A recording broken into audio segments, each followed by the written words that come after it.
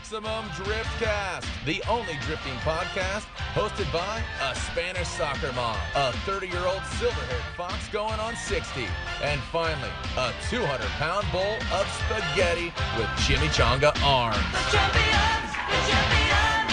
We are the champions!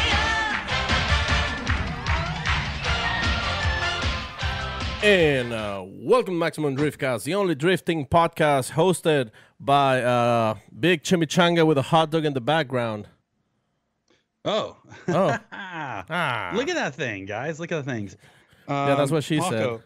Yeah, no, you don't. Oh, don't look at that. Promise me. Okay. So, Paco, I didn't tell you this earlier, but I've been working on a new intro. Oh, really? Yeah. Fire it up. Do you want me to give it a whack? Yeah, let's start again. Should we play this song again? No, I'll just go. Okay. Well, I want to run it by you before we actually go live with it. So I kind of, it's just a test. So Let's see what the people watching thinks. All right. Let's see here. How do I sound right now, Paco? You sound like Tylenol pain relief. I want to welcome you to Maximum Driftcast, the only drifting podcast with three amigos. Only two tonight, though, because... That's right. Yeah. But regardless, Corey, did you swallow that harmonica? No, I did. I was training. I was doing some harmonica training, and I ended up sucking it down the wrong windpipe. Do you smurfed it? Smurfed the harmonica and somehow made it to the trachea? That'd be you sitting there and starts playing the harmonica without your mouth. That would be bad. You know harmonicas you can blow and suck, right? No, I had no idea. I haven't been playing harmonicas so long. Yeah, well, I should. I'm looking to get into a lot more, actually. Nice. Paco. Corey, that was pretty good. You know what's funny? I was actually trying to auto-tune Jared's intro. Really? Yeah, see if we can like give the 200 bull pound of chimichanga arms. I feel like I'm underdressed for this party, Corey. Yep. So I have to. I remember our old voice changer that we had. Yeah, of course I do. Yeah, I think I'm gonna have to make bring it back because I have it in front of me, but it doesn't have a battery. Dude, T-Pain's not gonna be super pumped on that, but hopefully we'll see him at Long Beach. You know, he'll be out there in full force, and hopefully he'll bring his auto tuner. That'd be cool. We can judge an auto tune. That'd be awesome. So as you guys noticed, or you may have not yet, but unfortunately Sam won't be with us. It sounds like he is in some faraway land with no internet. So he's probably in some third world country, or he just doesn't have access to internet. So guess what? You're gonna be stuck with Paco and myself, which is going to be a pretty exciting show because we have one of the people who makes most of the decisions in Formula Drift. As you know, we're only 40 days away or less, Paco. Yay! Like about that, yeah. Pretty much. With that leading up, you know, obviously there's going to be some rule changes, which Kevin's going to elaborate on. But also we have a couple different vehicles that are coming in that may be new to the sport, or the technology may be new to the sport, which is going to be kind of key as far as the overall growth or the direction the growth may go in. So Kevin's going to have all the answers for us, hopefully. Usually he's pretty good at answering these things, but who knows? There's already been a lot of news leaking out, so we'll see. Well, we'll see what happens. Yeah.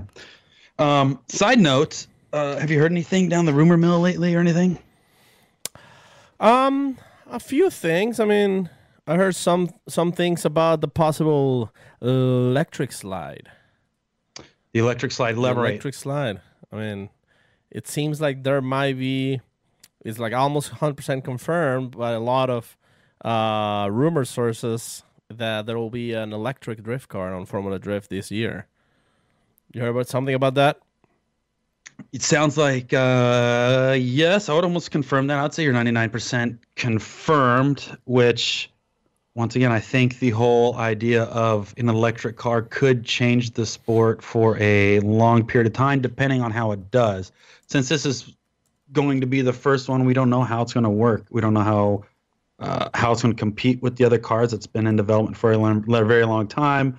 Obviously, you see videos on the internet of Tesla sliding around. So I don't know on what degree or the comparison as far as technology with Tesla it's going to be. But that is definitely something that sounds like it's going to be happening. Kevin will know, so we'll kind of pick his brain on that. But other than that, you know what's weird is Forrest Wang made a post the other day, actually 2 days ago, that he's running precision turbos instead of turbo by Garrett's. But also he confirmed that he's running a full season. So that question that we had, 2 or 3 episodes ago about Forrest coming back, seems like it's confirmed because he said that he's going to be running a new precision turbo over Garrett. Turbo. Or the turbo. That's what happens when you have two bros who hang out together all the time, is a turbo. But yeah, you know, that's kind of scratches off that because we were up in the air or skeptical about if Forrest was going to come back or not. Yeah. Yeah, I mean, it's interesting when you have people, you know, like they've been working with the same brand for so long, and suddenly you see new brands. You can't stop to wonder, you know, like are they getting a better deal? Was there something happened between them, or you know, like you never know. It's always like people wants to know. One of the similar things that we've heard and that we saw online, and a lot of people trying to speculate. We saw Wisefab had a little bit of a how could you say, like a breakup? No, I don't think it was a breakup. I think it was just more so one of the founders kind of moving on to different things, which is, you know, cool for them. For you to kind of or for somebody in a company to step away that they were in the position that they were in is cool and brave, especially when you're going out risking. But Ardo, the dude who left Wisefab recently, which it seems like it was on good terms, you don't know how it's going to affect the company. It seems like that he wouldn't step out if it was going to negatively affect the company. But obviously, Wisefab has made a huge impact in the sport over the past 4 years, ever since they started developing the FD legal kit. But, you know, with Ardo leaving the company, it seems like hopefully he turned it over in good hands and there was a seamless transition. Obviously, Odie at Feel is the hub for Wisefab in North America. And I'm sure if there was any type of conflicting issue, I'm sure Odie would have spoke up about it. But yeah, you just don't know what's going to happen now. Obviously, as things change internally in companies, you just don't know how it responds to the end user, us or drivers or things like that. Because for me, it's like, you know, I've worked with the Ardo for the past 4 years, and now he's moving on to something else, and it's getting used to the whole new swap. So.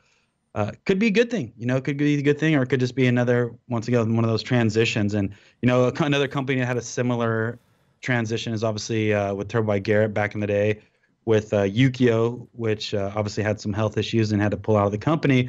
It had to swap over to another marketing team or an individual. And that's usually a difficult thing for a lot of drivers, is that you're going to have to relearn and reacquaint yourself with the brand and making sure the marketing team is still interested in your program. Because what happens is when things change like that internally, the company puts a major spotlight on all their users, and they feel if they're going to make big changes, that's the time they're going to make big changes. I'm hoping Wisefab doesn't, because they have a really good thing going. But you see things like Part Shop Mac now popping up more and more.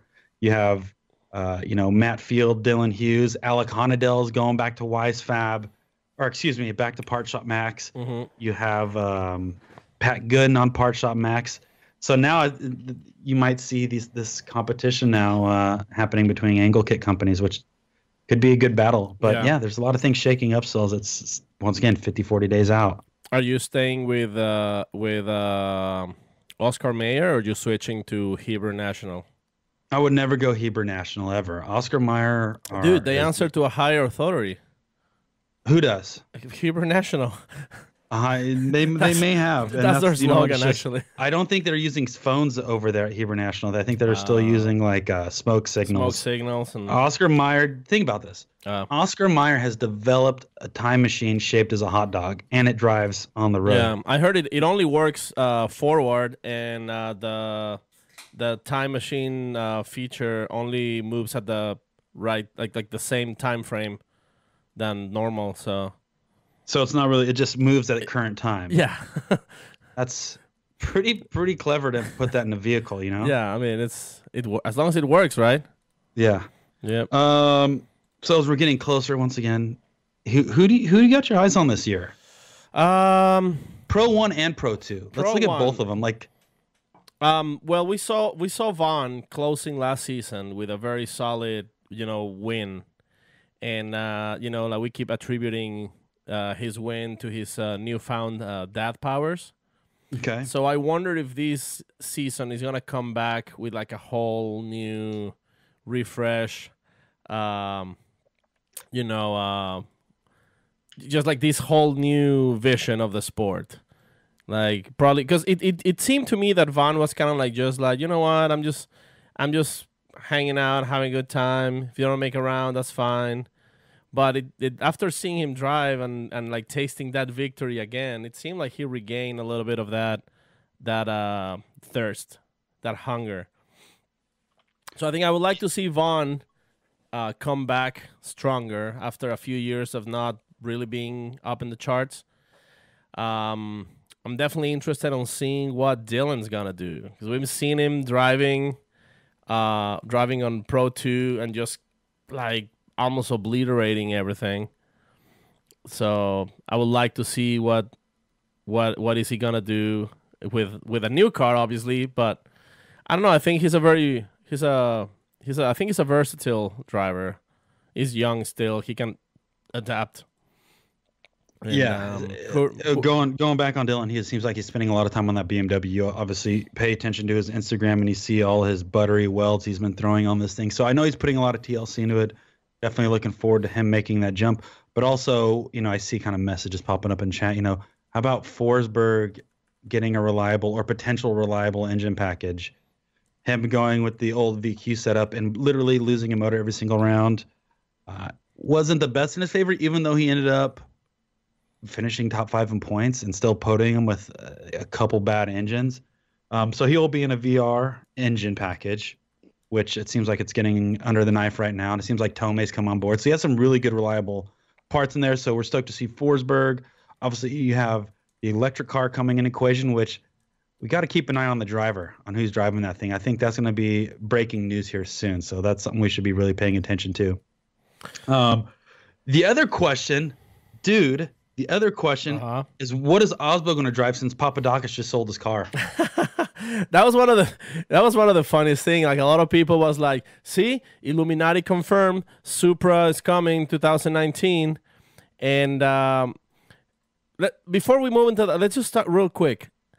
How cheap did that Corolla IM sold? $46,000. Like that's probably the cheapest Formula Drift Pro car ever. Like at all. Like, no, I'm sure there's people on Pro-Am with cars with more money than that. I totally agree. Yeah, because I was waiting on that, and usually like I was coming down the last 5 minutes. I'm like, I'm gonna tune in because this thing is gonna skyrocket, and it didn't move at all. Nope. I think it may have jumped literally no money. And what was the user's name that got it? Secret Squirrel. Secret Squirrel. God, he's gonna be a legend in this sport. It's not that secret anymore. Everybody knows him. Yeah. So the IM is gone.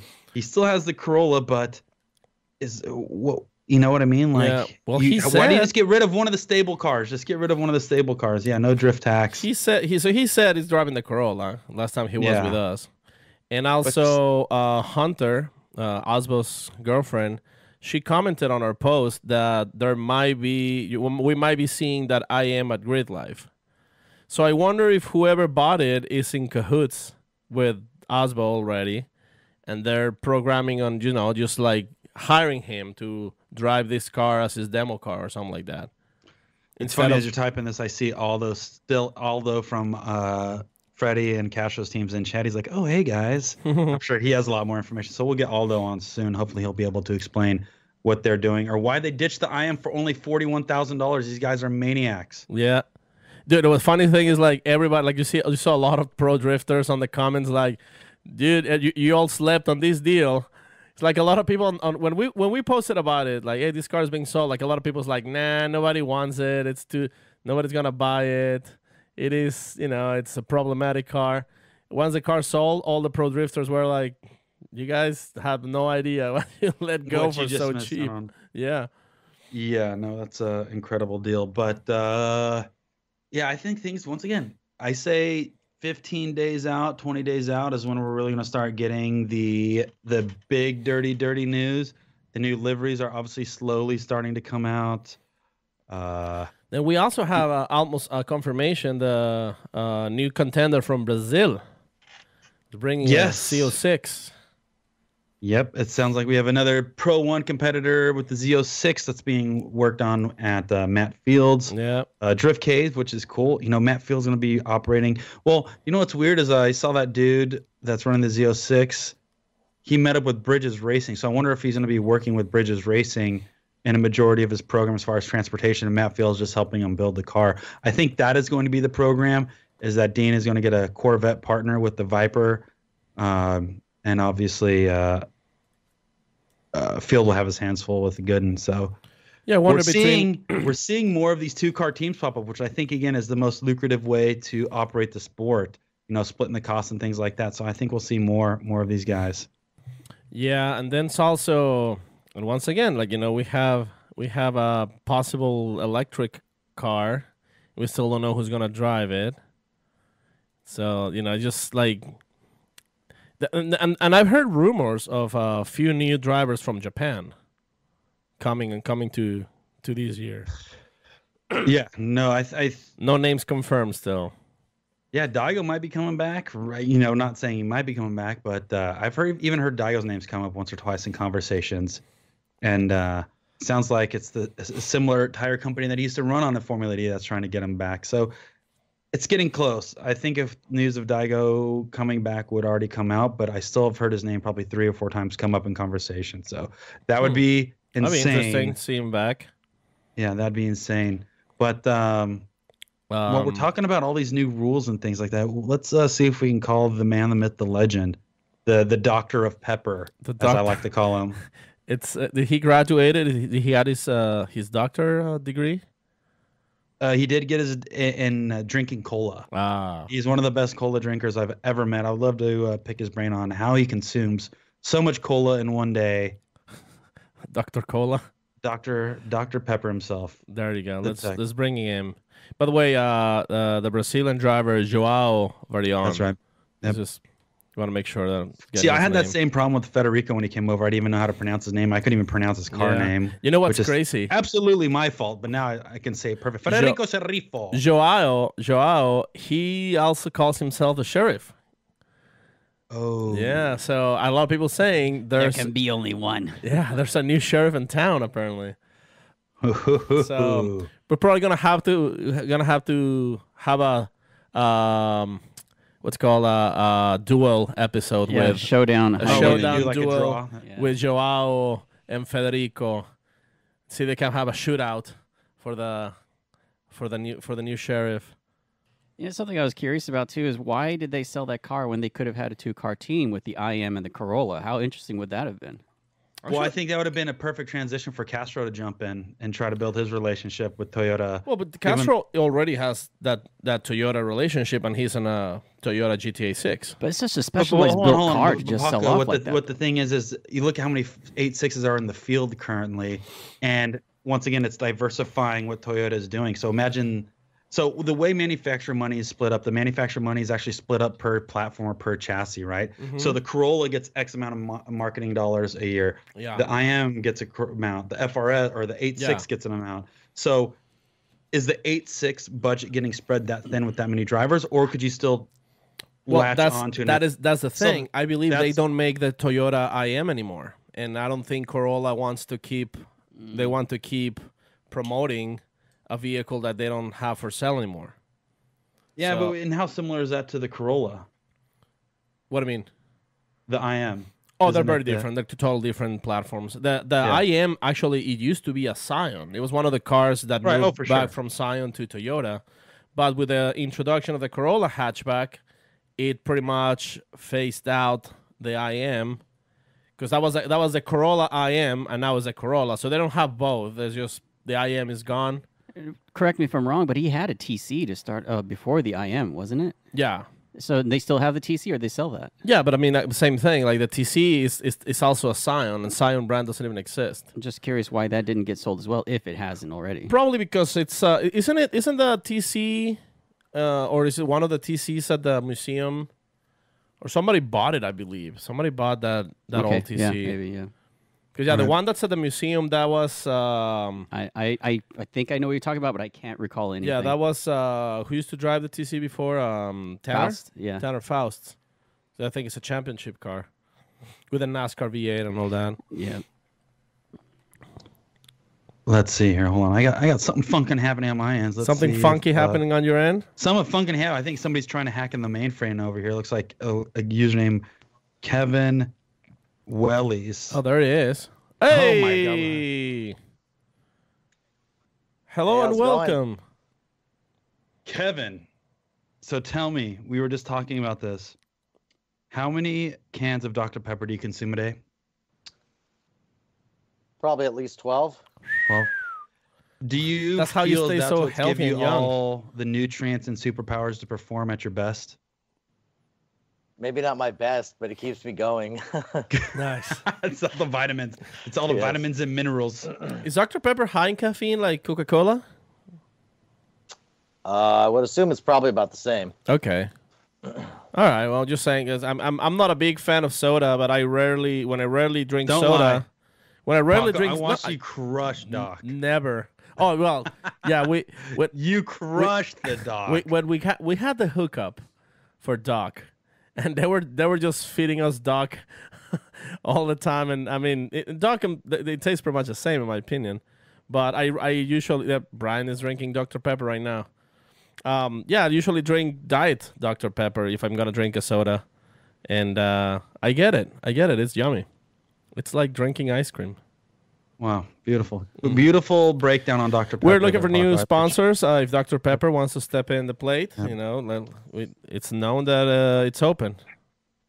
So, Kevin, you've been the tech director for how long now with Formula Drift? I guess this would be 7 years this season.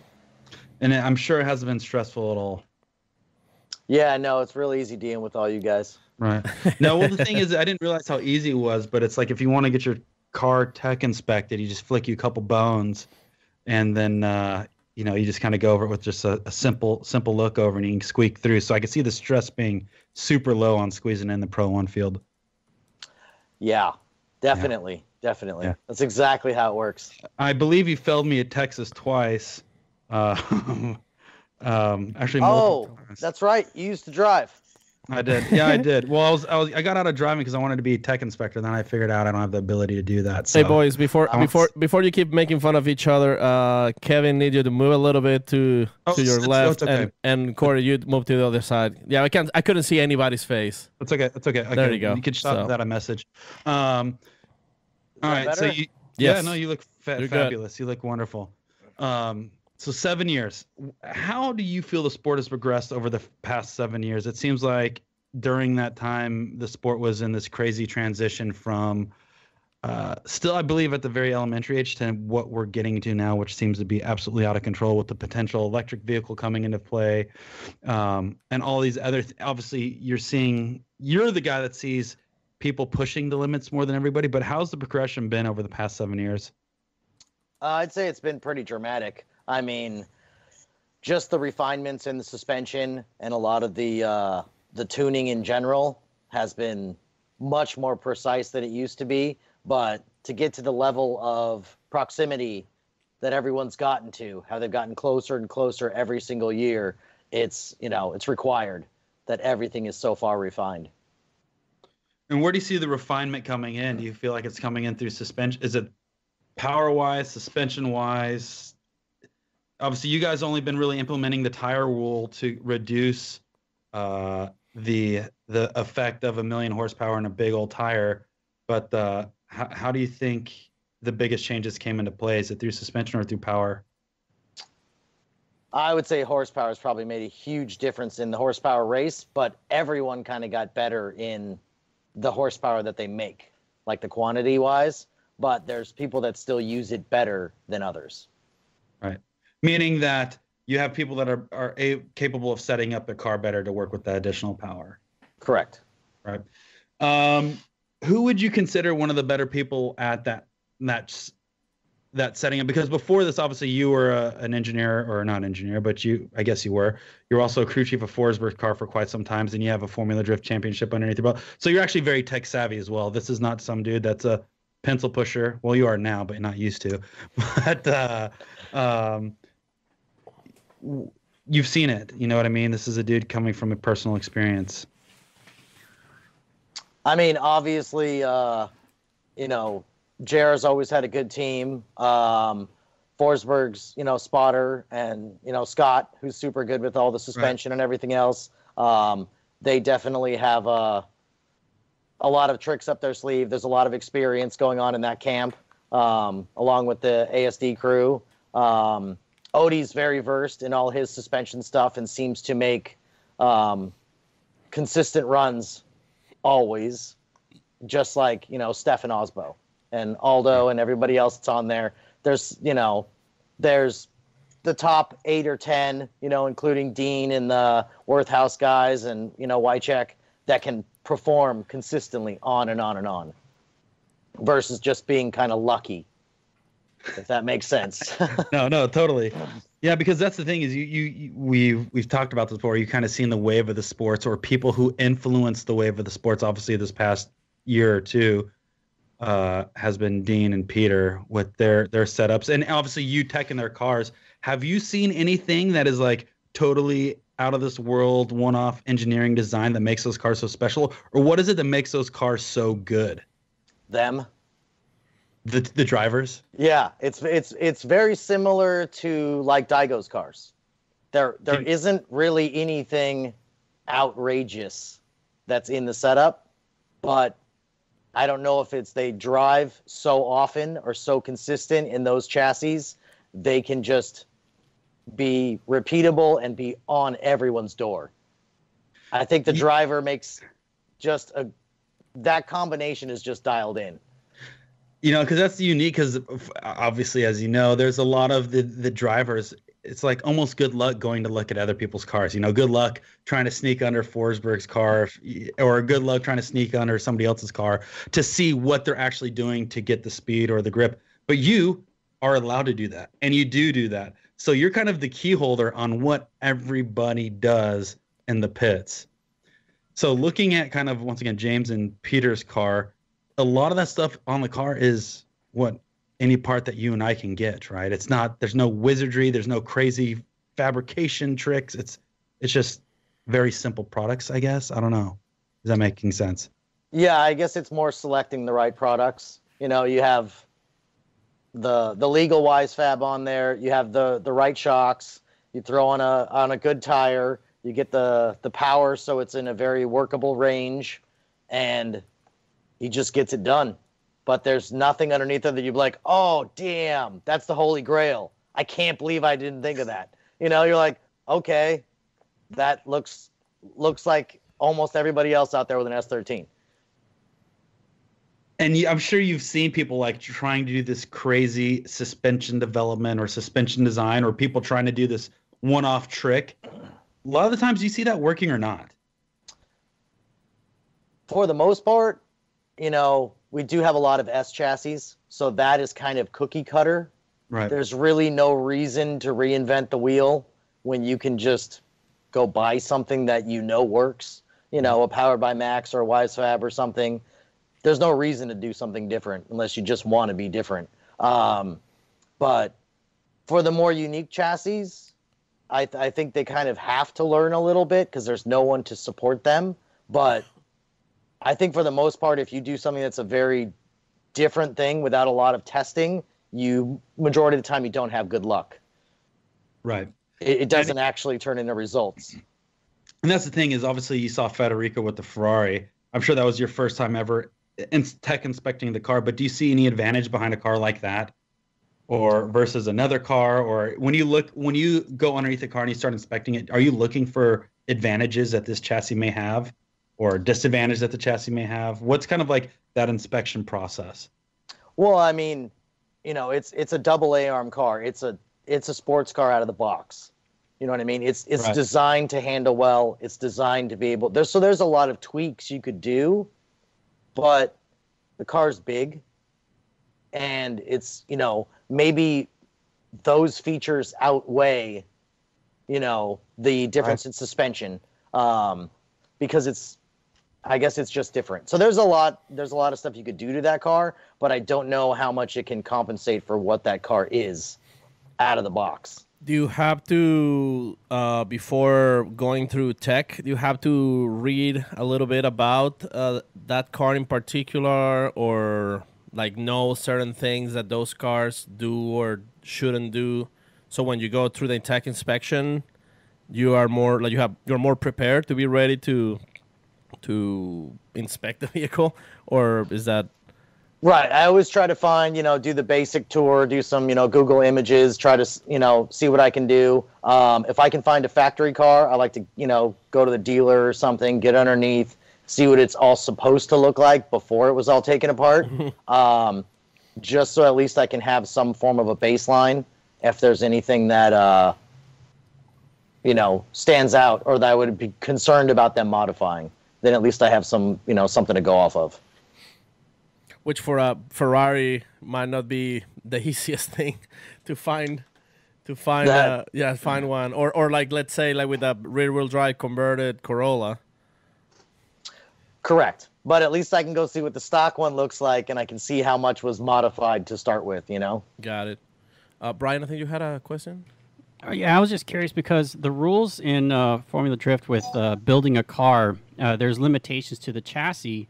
That is, now correct me if I'm wrong, but Formula Drift build rules with the chassis is far stricter than I think other pro drifting organizations, like where you can place the engine past a firewall, for example, or mounting points for the suspension.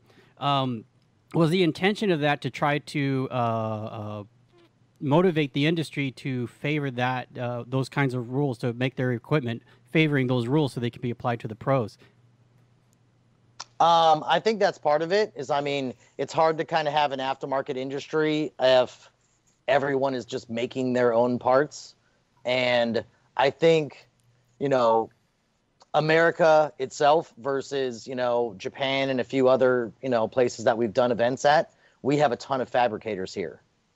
So you have the people that are willing to just take a Sawzall and, move the firewall back 4 inches and, make dramatic modifications where a lot of other, they don't have the ability or the tools necessary to do that stuff. And then you would just have the best fabricator winning. And I don't know if that's necessarily the best thing for the sport. Does that make sense? Yeah. I think one of the things I kind of like, actually, Brian and I were talking about it the other day, in an analogy with people modifying their cars on video games. How far can somebody go into modifying their vehicle in real life to be considered allowed or illegal? Like, I imagine before the very first person to bring an angle kit into drifting, there was no rules about angle kits. So somebody made an angle kit, and then somebody was like, oh, that's illegal. But maybe somebody said like, well, but we all want to do it, and then it became legal. Is that? It's like the introducing new technology to the cars. Like the angle kit is the perfect example. Before there was no angle kits, maybe some knuckle, shortening of the rod and all that stuff. But when a full-on angle kit came into play, how did you guys handle that when it came to rules? When the angle kit came in, basically, as long as it didn't modify the chassis, because it's an aftermarket knuckle, basically, that was accepted.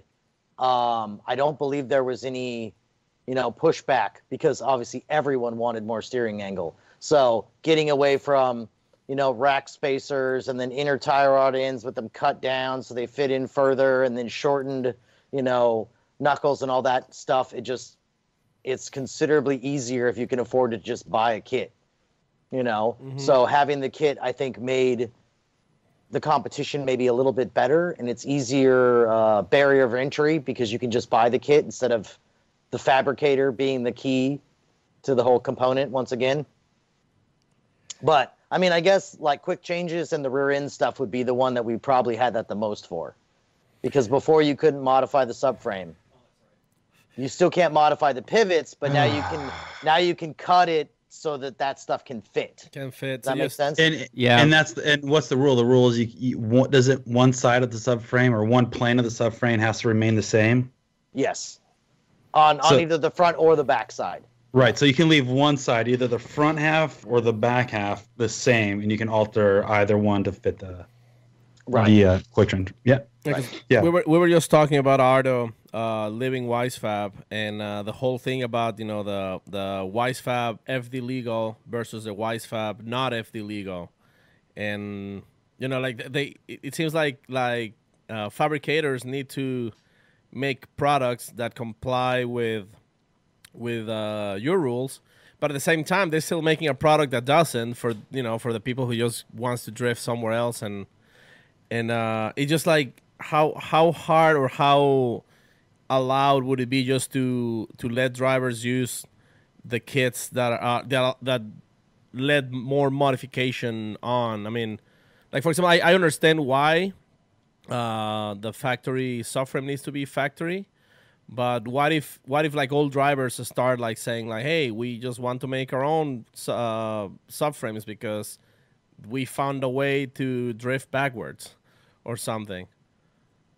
Well, I mean, the part with that is, so like for Corey, for example, he's probably not going to go make his own subframe, right? Absolutely not. So now you Surprised got he to has go a buy a subframe. subframe for $5,000 from one of the guys that's selling it, and to put it in your car because now it's going to be better, even if you don't need it, but everyone else has one. And that's absolutely been the progression too, 100%. Right, like how many people own a quick change, but they don't own gears to change the gears? Yeah. It's that type of thing. You're checking a box off the list. So if you have 5 top competitors that have that aftermarket subframe, everybody in Pro-Am is going to want that aftermarket subframe. And it's just kind of running. It's just making the sport more expensive. Yeah, and I mean, absolutely. for anyone that's built their own vehicles, we're already spending a good amount of money. Yeah. And do you think that these regulations also keep the sport, at the same time, it's like a way of leveling the play field for everybody? Or is this specifically just to make it easy for you guys to make sure that people has normal, like that they don't bring, like roll cages with wheels pretty much, or the sport doesn't go full NASCAR? Well, it would be easier on us if there was no rules, because then we wouldn't have to do anything. Yeah. You know what I mean? Yeah. So that would be easier if I was just like, all right, guys, just make sure it doesn't catch on fire. see you at the finish line. Make sure the You know what I battery is mean? attached properly.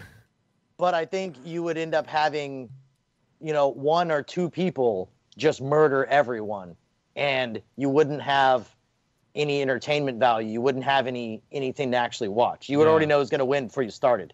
Well, didn't we have that in the early years with the Viper back in the day and Reese Right. with the GTO? It's like we've had that. We've had the no rules, no limit, and happened at the beginning years of drifting, which obviously was one of the most crucial spots for drifting in America because that kind of set the bar for everything else. But even looking back at FD in 2005 and 2006, it's like there was a night and day difference between the dudes who had the Mopar or Chevy money or Dodge money versus, a dude showing up in an S13 with an SR in it, which was groundbreaking back then. You know what I mean? It's I think we've been through that, and I totally agree with you on regulating based off. And otherwise, I mean, besides we added opened it up a little bit for the ability to have, an electric vehicle in the series. So that is probably going to be happening soon. So that should be interesting. Okay. So let's go back to the drive-by-wire. What is it about the drive-by-wire that is a concern or making you guys put a little more emphasis on that specifically? It's just the ability to basically use traction control and the ability to have other inputs via, GPS or other things that can, have a feedback to control the throttle. So that's just one of the ways of doing it. So it's just something we wanted to kind of keep an eye on. Have you ever seen anybody take advantage of that? Like, is there something that triggered the response in doing this, or what is causing this attention now to drive-by-wire?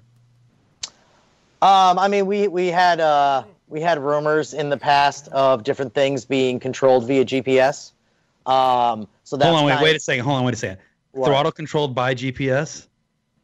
Well, I didn't say throttle. I said things, but okay. Possibly. Well, if we're talking about that particular part of the car, you can only assume if it's GPS driven by throttle body, or if that is a scenario, how would that work? Well, you could just limit it, because obviously if you have too much wheel speed, you're not going to be going as fast as you possibly can be going. Okay.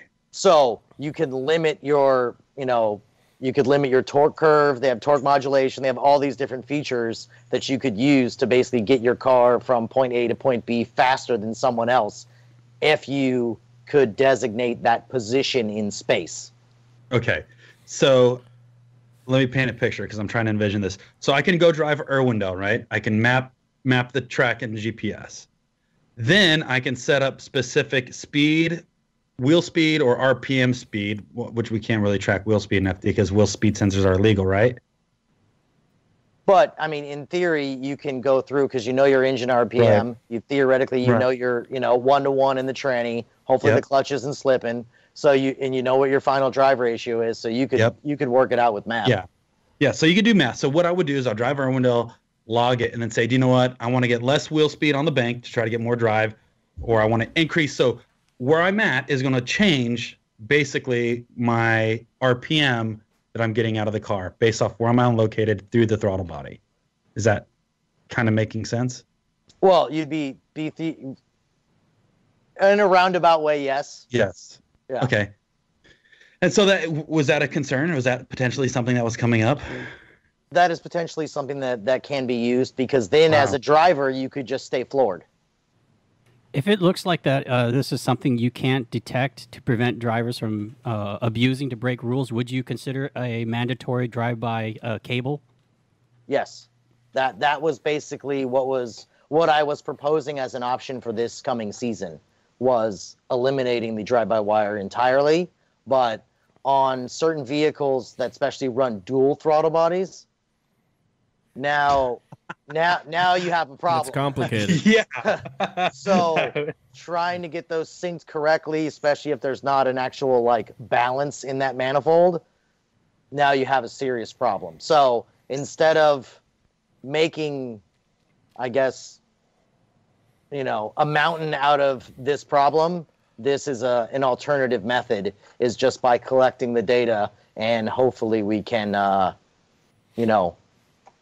keep our eye on it in this fashion instead, and allow people to run dual throttle bodies.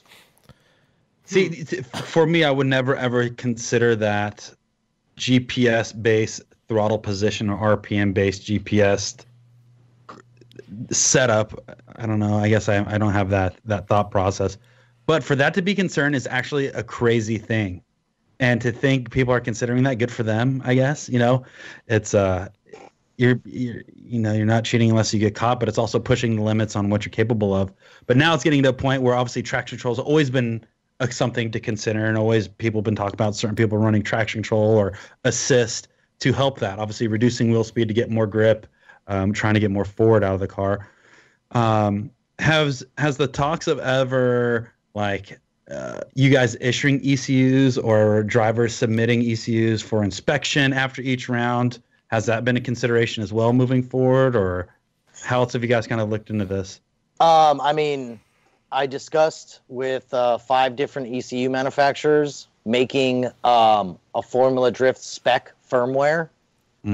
So basically, I would get, a unit like the size of the cell phone, and I'd go by and I'd stick it in your car, and it would tell me, okay, cool, you're running the FD firmware. You can move on. And that firmware would eliminate the ability to do all of these features. Oh. So you would be stuck with, like a Power FC as your base, or you've got a Power Programmer type setup.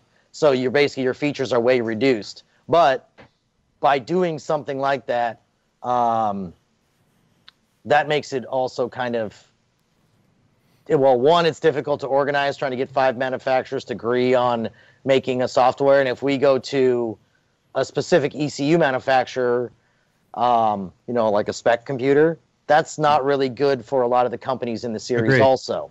Totally. So it's kind of, a catch in between. So we're working on the balance right now, as opposed to doing what all other series do and just declare a spec ECU. Right.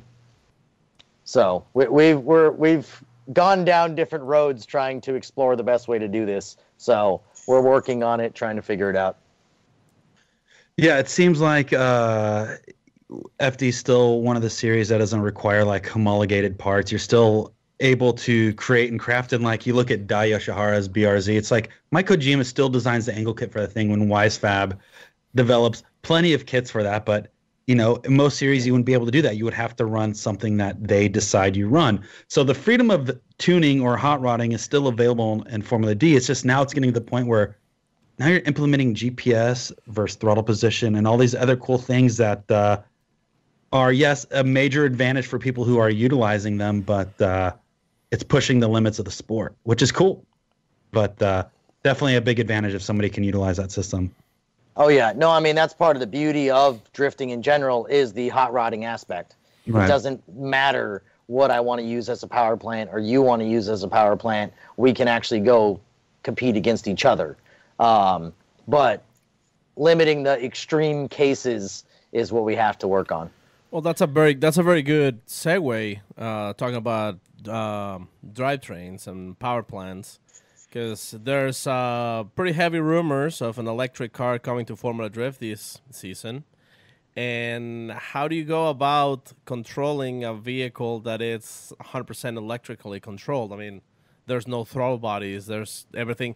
I don't even think electric cars have an OBD system that you can just like plug in and scan for codes, Do you guys have any thought on that? Well, basically, there is an electric vehicle that's in the plans or, in the works to come to the series. Kind of the beauty about that aspect is the controllers that are available don't give you a lot of adjustment. Oh. So you don't have, you're not running a full standalone ECU that's controlling your electric motor. You only have a few items you can change. Like, are you guys into RC cars or anything like that? Kind of. Think about something like that. You plug your, Castle Link into your RC car. You can adjust 5 different things and a few things here and there. You can't, it's more, I guess it's similar along those lines, but, it doesn't have the ability to do, torque modulation adjustments or horsepower stuff. All you can do is basically limit the maximum power. But then, go ahead, Paco. Yeah, but like, what about like? I mean, there's always like little tricks here and there. I mean, like I've modified a few Power Wheels, for example, and like we tricked them into making them 24 volts, and make sure that it's DC power and like the. Just puts maximum torque right when you push the pedal down.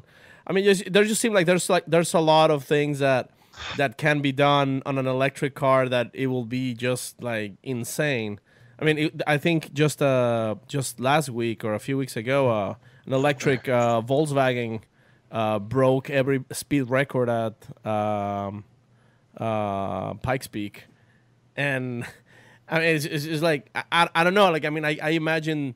There's a lot of ways around, like, I just put like a little resistor here and a little capacitor here, and that improved the response, or that changed a lot of the, regardless of how limited these things are. I think like the right, but like if you take that concept, right, that is the same argument that your S14, Corey, came with a KA in it, right. So you should keep a KA in it.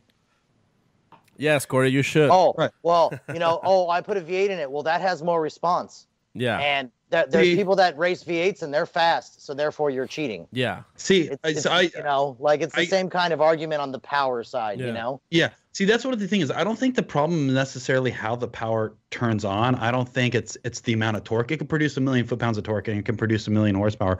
I don't think that's a big concern for most people. I think the biggest concern is being able to control that, setting multiple ranges around the track, or setting up, having so much room for adjustability that can almost simulate traction control, or having two engines, like the Tesla has two engines on it, one controlling each wheel, activating certain things at certain times that could work as a simulated traction control, or maybe even active braking, or there's all these things that an electric car can do that you may not get necessarily out of a gas-powered engine. But I mean, and I think that's the concern. If you have a very good standalone, you can basically do everything you said there, except the regenerative braking. And right? is it right? Because you could control everything else based off GPS with your throttle body, with everything you could do that with, except for the braking feature. All right, so here's I'm sure you could weasel that in there somehow with an electric power brake booster or something, Yeah. But my other question is this thing, because we talked about, we're talking about front subframes, and we're talking about, if somebody was building the baddest $5,000 front subframe, everybody's going to buy it. This coming into the sport, is there a thought or a risk, the amount of money and energy going into developing this, how that may overall increase the cost of the sport if it ends up being the magic recipe? Is that a consideration or a thought? I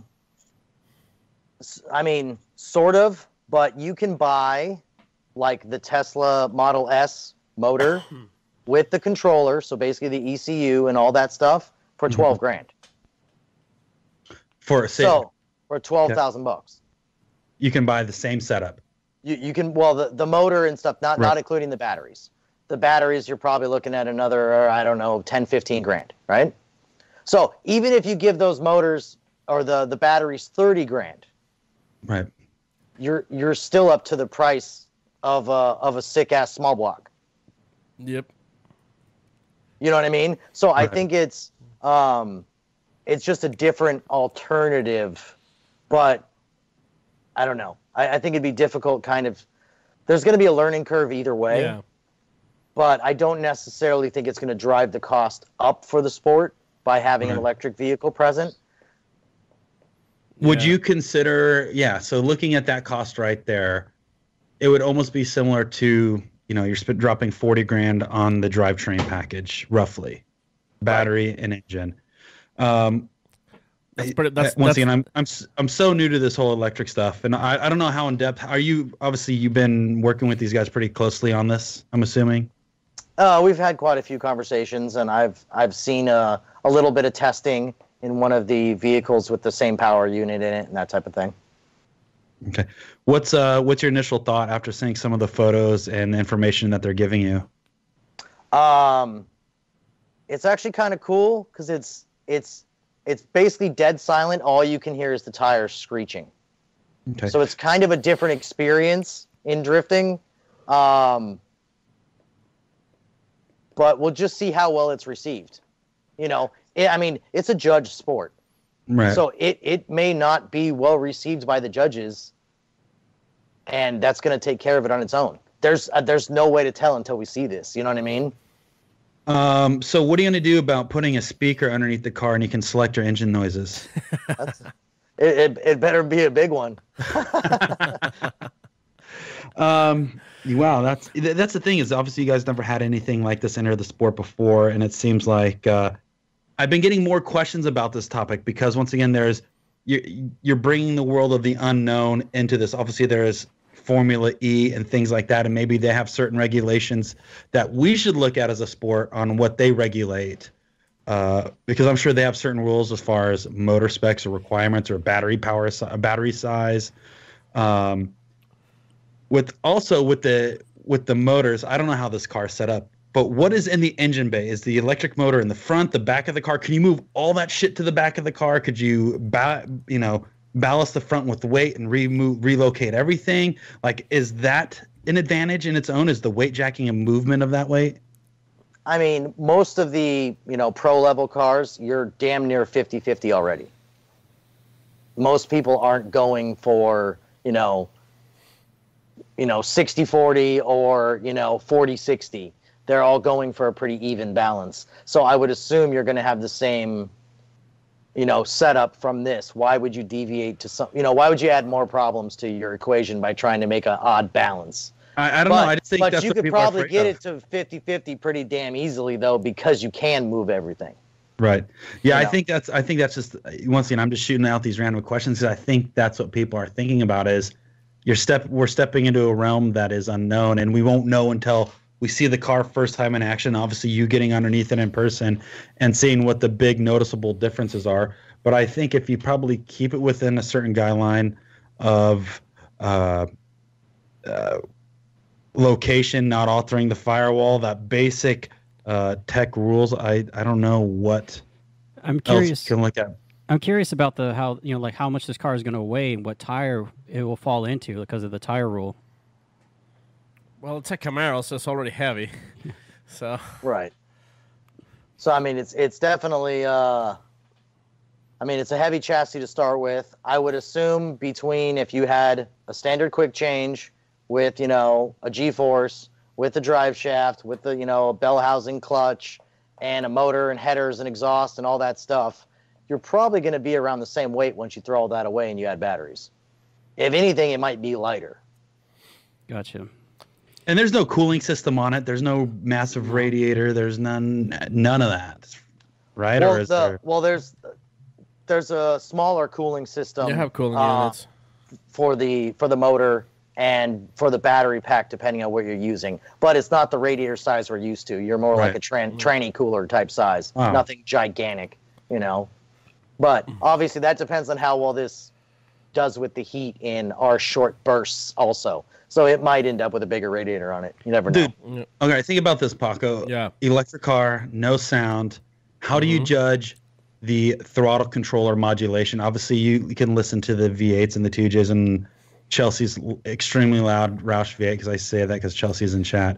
But I think personally, I imagine. how do you judge that? You know what I mean? You can hear everything from clutch kicks to e-brakes to all that. Personally, So, if it's a qualifying run, I think what you're going to see is the car's weight transitioning and when he's on throttle and when he's off throttle, especially because electric cars have like pretty much the torque line is just straight. So as soon as they floor it, is all of the torque that they have available, it's all applied. So you suddenly see you don't see like a gradual crouching of the vehicle. You're just gonna see the car just snapping and picking up. I'm gonna be surprised if the car is not like pulling wheelies mid drift. That's one of the big let's signs. hold on, Kevin. So have you got any information as far as numbers on guesstimation on what the electric car is producing potentially? I mean, basically, if you're using like a Model S, rear motor type setup, even on the craziest version that they make, it's, roughly 800 horse, but that's for two motors. So we'll assume it's 400 horse. And, if it makes 1,000 foot-pounds of torque, it makes 500 foot-pounds because we're half as many motors. So you just assume it's, 400 horse, 500 foot-pounds. It's nothing outrageous versus our twin turbo or blown, 1,000 horsepower V8s. Yeah. I don't think it's going to be that type of insanity that everyone's expecting it to be. Well, I think, but that's the thing. Like with an electric car, I think they should go insane. Like that's kind of like the way they're going to achieve, respect. Because I understand that, Yeah. but I love. sounds like people are crying already about it. Oh yeah, yeah. If No, I people mean, are crying already. I don't. I almost don't want them to come out with 1,200 wheel and 2,000 foot-pounds of torque. yeah. No, I mean, I love. Don't get me wrong. I love electric cars. I'm for one of the supporters of this. I love seeing, the weirdest and craziest of the drivetrains and special vehicles. So I'm all for this. I hope this is something that people likes and enjoy, but at the same time, I don't want to see the sport eventually transitioning into going full electric. know what I'm saying? Like, but the problem is that may be it, because if it's the secret sauce, everybody's going to want to be on the secret sauce. I think that's kind of what we talked about with the whole front subframe thing. Corey, you should not drown the sauce. But that's the thing, dude, we've seen this with the V8s. Kevin, you saw this with the V8s. We see the largest field of V8s in 2011, 2012, 2013 as they're winning championships and being the baddest bitches around. Dio comes in, starts this 2J wave. Peter and James win the champ. Now there's more 2Js back in the field than there is V8s. It's like you see people moving and migrating towards the ways of what's winning and what's being effective. And obviously we still see a lot of, success with the other platforms, but it's like people want the winning recipe, and people are looking at this and are saying, do you know what? If that's the winning recipe, I can easily take that recipe and put in mine. They'll run that for a few years, and then a new greatest invention could come out. This could change it if it is the jam. If this is what works, and we see it happen, then who knows? I think it could easily happen. I think that one of the biggest attractions to the electric motor is because of the minimum parts, the very low failure rate, like a lot of mechanical damage or turbo blowing out, all those things we've seen drivers that are doing really good get eliminated because of something failing on the car. The odds of that happening is extremely low. For what we know right now with how electric cars are being driven. But an electric car being driven in a drifting, pro drifting level, I think this is a new challenge for the electric engine, and they might face new issues that we haven't seen before too. Yep. No, I mean, absolutely. I mean, there's tremendous upside potential for, you're not going to break a transmission because you don't have one. You're not going to have head gasket problems. You know what I mean? A lot of those variables are out of the way, but it's like you said, we're in a new world right now. You could go out and put big tires on this thing, throw it into a corner, and smash the output shaft off the motor, and that's it. You're done. Yep. You know what I mean? We have no idea what the outcome can be because no one's actually beat one up like, basically our guys are going to soon enough here. Have you been reached out to by a couple other teams with concerns about this? I've had a few conversations of people that were concerned about, the way this might go. But, I think it's kind of the same conversation as before. We were one of the first people to do a motor swap and put a V8 in a car that didn't have a V8 in it. Mm-hmm. And people weren't happy about that because it should be what came in it. And, we should all go back to 4 cylinders because that's what our cars started with. It just... I think it's something we need to try out, and obviously this is going to be the trial. There's going to be a learning curve on all sides for this, on our side with our track staff and everyone, because this thing makes no noise. So it could be ready to go, and you can't tell what the hell's going on until it happens. So there's going to be a little bit of learning on everyone's side for this, but I think it's one of those things. It's worth a try, And if it's one of those things that it doesn't work out on either one of our ends, then we're going to have to talk about it. But for God's sakes, we've had an element in the sport. You know what I mean? Like, right. You gave it a shot. You know. Yeah.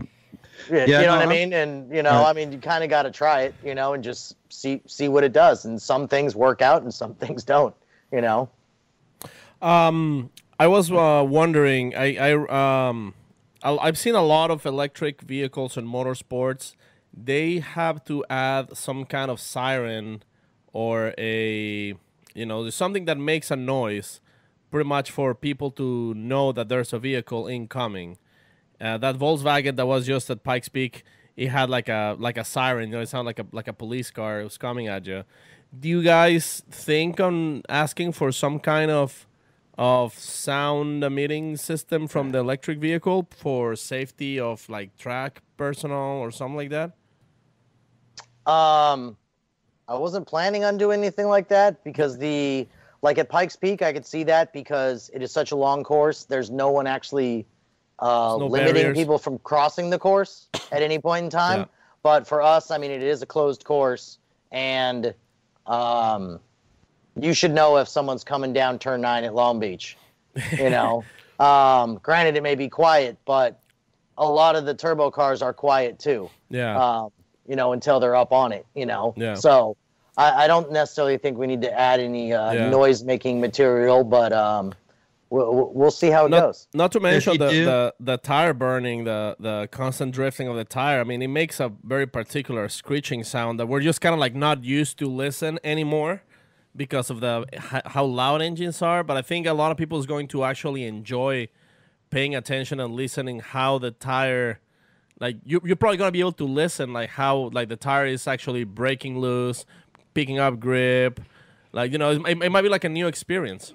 Yeah, I was thinking about that. Go ahead. No, you can actually hear the tones change as the wheel speed is going up, and they slow down in the corners. You can hear the noise differences, and I think it will be interesting on that aspect because you can hear the grip.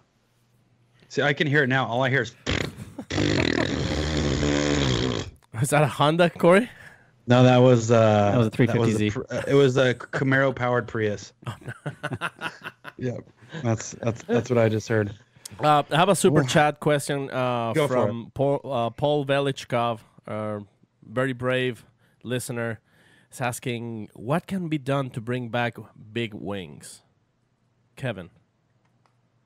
We need the drivers to stop smashing them into everything. Or maybe we need to stop putting things for them to smash into. Yes, we will drift in the middle of the desert. You've already did that before coming out to Arizona. We Right. saw how that worked out. Yeah, we saw how that worked out. It was exciting. It was wonderful.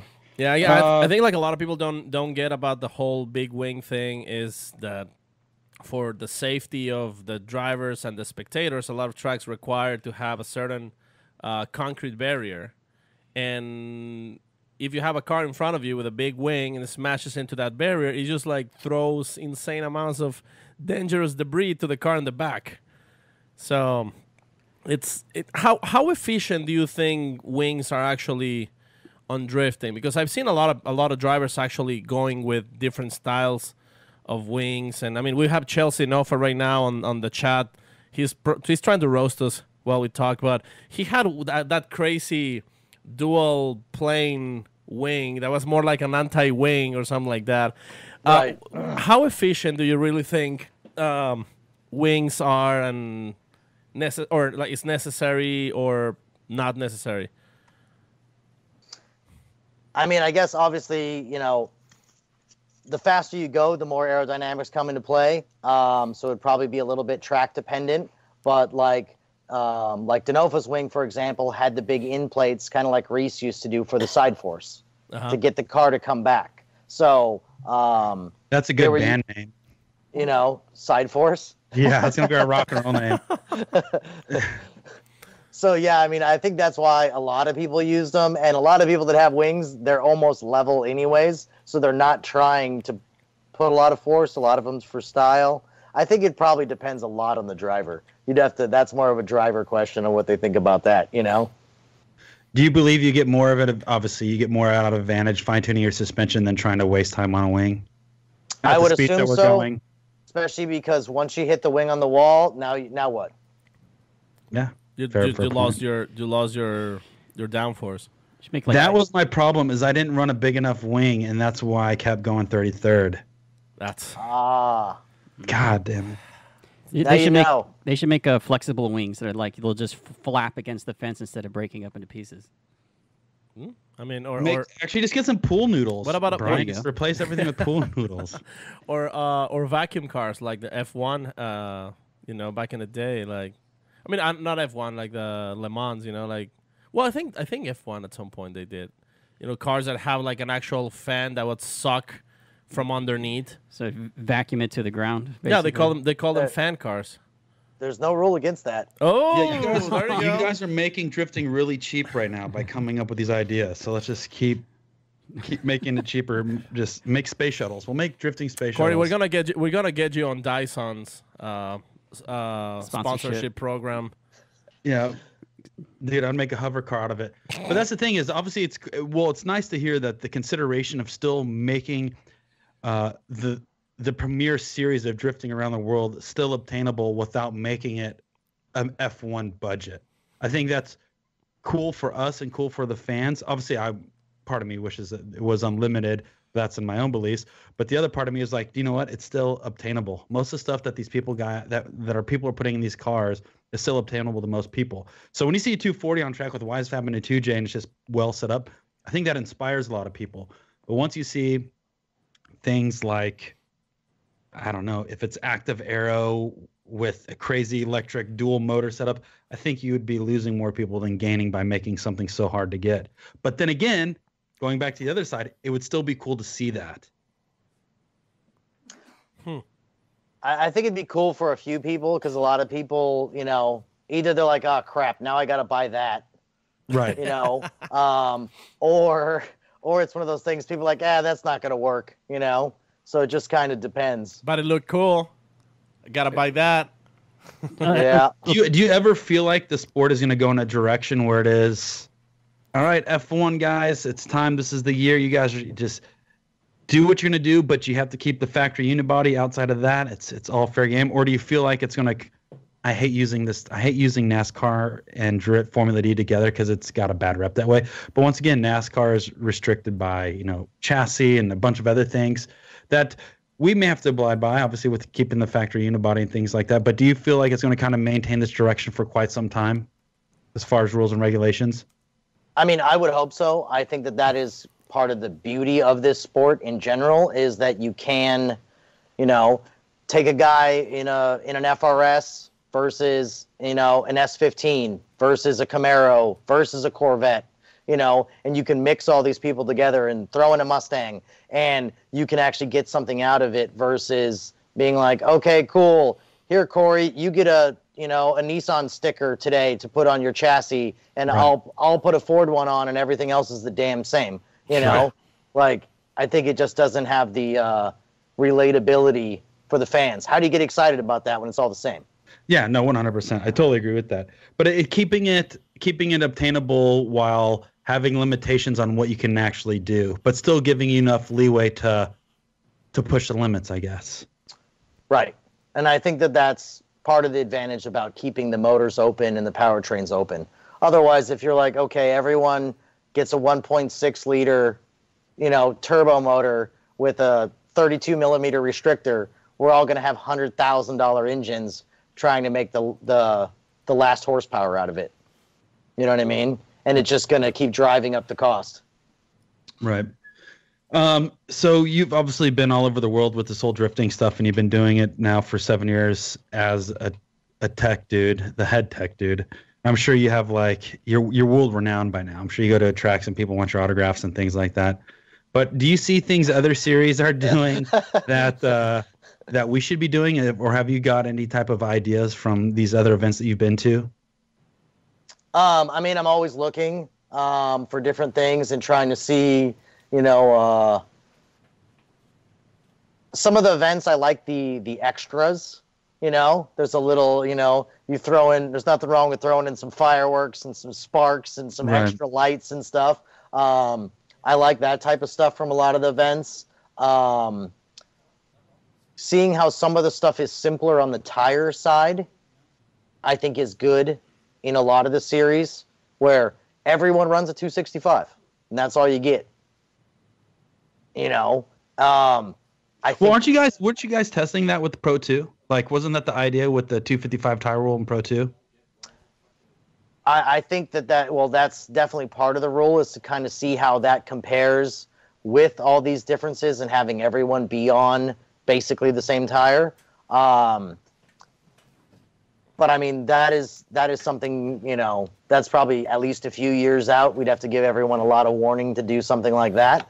But I think those types of rules are interesting because it kind of pulls everyone a little bit closer together. Well, tire manufacturers would love you if you did that. That's for sure. You would hope. Yeah. Yeah. Well, that's the thing is, you know, you talk to these tire manufacturers and they're telling you logistically, if they have 10 drivers out there and one runs a 255, one's a 285, one's a 305, one's a 265, it's like that is a inventory nightmare when it comes to stacking up for each round.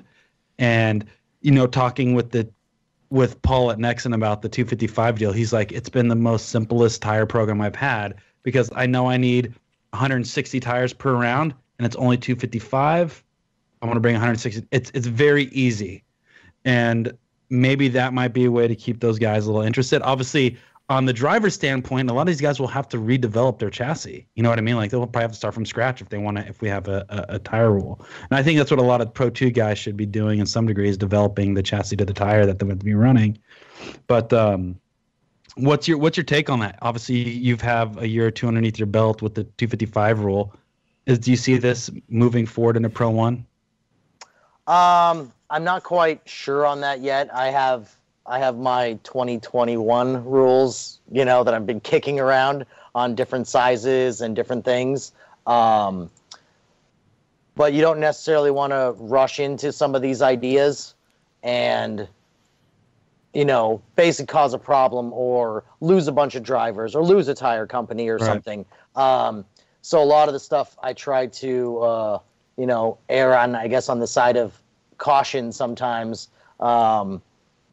And then develop it out slowly and just kind of see what like how things are going in Japan. I can see the tires that they're using because they're completely different than what we got, and see how that's balancing out on their side versus the weight of all their vehicles, and just kind of put that together. And then with Korea starting this year, that should be a completely different ball of wax for the cars coming over there. So that'll be interesting. Is this, I believe, is this the last year with Achilles and Nexans as the official tire sponsor for Pro 2? Wasn't it a 2 or 3 year deal, and this might be the last year? Honestly, I don't know if that's renewed again or not.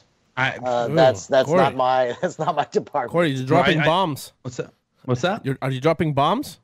No, I think it was a 3 year deal or 2 year deal with the 255 tire rule, or with them two. Nexan and Achilles. I would have to double check that. I don't want to get too far, but I believe it is. But the other thing I think about as well with this whole 255 rule is if it does go away for Pro 2, if the 255 rule does go away from Pro 2, do you think the 255 rule is giving these Pro 2 drivers the experience of running different sizes as they would experience in Pro 1? Because I think the idea would be to develop the Pro 2 guys to experience everything at a different level in Pro 2, as they would experience in Pro 1. Do you think that's hurting the Pro 2 guys by limiting them and not letting them test different tire sizes as they would in Pro 1? And I think that's maybe something to look at too, is are we doing the right things to develop the guys? Unless if Pro 1 goes to a specific tire size rule, that could be obviously a great jump because it's something that the Pro 1 or Pro 2 guys have been developing for and testing for. But do you feel that's potentially could be a negative thing to take a guy that's been running 255 and then giving them the free reign to run whatever tire they want after that? I mean, I think that's kind of a good debate, because there's a lot of people that when they, build these cars, they end up understeering everywhere. They're not actually drifting. You can tell that there's too much grip in the car. They're not smooth and all that. If you were allowed to run a 275, a 285, 295 in Pro 2, we would have that everywhere. I think we would actually have a worse competition to watch if we allowed that. And I think basically by running on a smaller tire, you can dial in everything else in the car and make it work properly, and then you can just make it go do the same thing faster. Right. If that makes sense, instead of just trying to go fast and then it just doesn't look good. Right. And the other big advantage too with the Pro 2 tire sizes, I think that was the way to get an affordable tire for the Pro 2 guys, is having one standard size. And I think that was like the big hook was, hey, do you know what? Let's get these tire manufacturers in there to give these guys an affordable option, because a lot of the guys, even stepping into Pro 2 even earlier than that, it's like a lot of the dudes were buying the other tires at a higher cost. You know what I mean? And for Pro 2 guys, that's tough, dude. A tire expense is probably one of the hardest expenses to take, especially going to any FD. But the idea always has to go back to development. What are we going to make for a better Pro 1 field next year? I think we should always be looking at developing a Pro 2. Obviously, every other requirement in Pro 2 is exactly the same as Pro 1 outside of that tire rule. And wait, we also have a minimum weight, right, on Pro 2. Right. And what is that in Pro 1? Well, Pro 1 has a weight per tire class. Right. And, So and since there's one tire class, it's just a heavier minimum weight gotcha. Okay. for Pro 2. Understood. So going into next year, what are you looking forward the most going into 2019? There's a few people I'm curious to see how they do. Dylan will be good in a new car. This electric car will be interesting. The Joao, right? Yeah. Joao? Paco. Joao? Yeah, Joao. Yeah, I always pronounce that incorrectly. And his Corvette should be awesome. So I'm curious to see how that stuff, how everyone does at Long Beach. I wonder. That's kind of. I wonder you know. if he's bringing the Monster Energy sponsorship with him, because that will be next to Vaughn, right? I believe he's a Monster driver. Well, I mean, if he did bring it, I don't think that would actually put him next to Vaughn. He would just have that stuff on his trailer. You know what I mean? Also. next to Vaughn, I meant is in like with the sponsor, not necessarily like physically, but I'm just saying like. Just curious, like if that's something that Monster USA will be like, oh yeah, sure, or I don't know. I'm just curious. Yeah, no idea.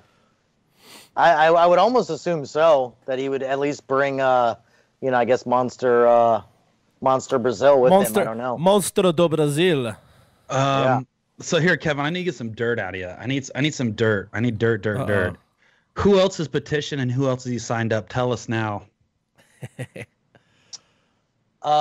Petition like foreign people? Sure. Yeah, foreigners, U.S. based guys. Have you got a larger influx as far as petitions this year?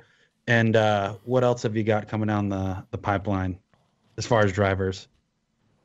Let me pull that up here. We got a few older drivers returning, previous drivers, right? Okay. So I'm sure that's already in your rumor mill. Yes, it is. We have no names. No, I'll let you guys ditch that gossip. Yeah. We have a driver from Australia that's planning on coming. Okay. Possibly a driver from IDC. Good. We don't want any more IDC guys because they already destroyed our sport. Yeah. So we could just send that back. No, those guys, dude. The Europeaners are killing it right now. So bring them. Yep. No, that was definitely a shock. They came and beat up on everybody pretty good. Yeah, it's unreal. I mean, and that's probably about it for foreign people. All right, so 32 cars. Are we going to see that in Pro 1, you think, this year? We're going to be very close. Okay, fair enough. That's if everybody attends, we'll be right on that cusp of having a 32-car field. Well, we have enough licensed drivers. Right. It would basically be if we have enough drivers that have the sponsors and everything to come out. Right. So what you guys may see you have 38 cars or 38 license handed out. That's not guaranteed all 38 will show up to Long Beach. Maybe only 30 or 35 or 32. You guys just know you issued enough licenses to fill the 32-car field. Correct. Okay. So I mean, we definitely have enough licenses out there, especially, including the 8 guys from Pro 2 that can come up. But it's if everyone can afford to come up and everyone can do it is the question, Right. I think it's going to be a good year. Are any of those people that petition shocking? Do you feel that anybody has the potential that petition could shake up the series? I don't think to the extreme that James and Pieter did. Right. I think that was very similar to like a Daigo type thing where it would just come in and everyone was like, crap. Just kind of shook everything up a lot. Right. I think I don't think anybody can do that quite yet. Right. trying to think because I know we're getting close. Usually a lot more stuff is coming out. We're only 30 days away. Long Beach, the course is already getting set up right now, I'm sure. Yep. And you guys are probably running full throttle as we're getting that much closer. Media Day, that's on Wednesday, correct? Wednesday or Thursday? Tuesday. Yeah. And then you guys are doing practice and qualifying on Friday. There's no practice on Thursday. Correct. Saturday's the show. Yep. Thursday. Awesome. Thursday is a pike. Thursday is that. Yeah, For sure. that's like a must. Any word on Pro 2 not doing the last round at Irwindale, doing it at Texas instead? Any reasoning behind that? Is it just pure logistics or?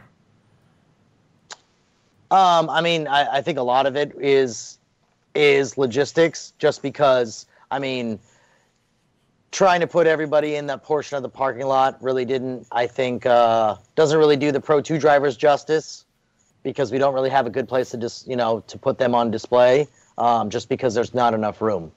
So once that parking lot was modified, it kind of made it difficult to do a lot of things there.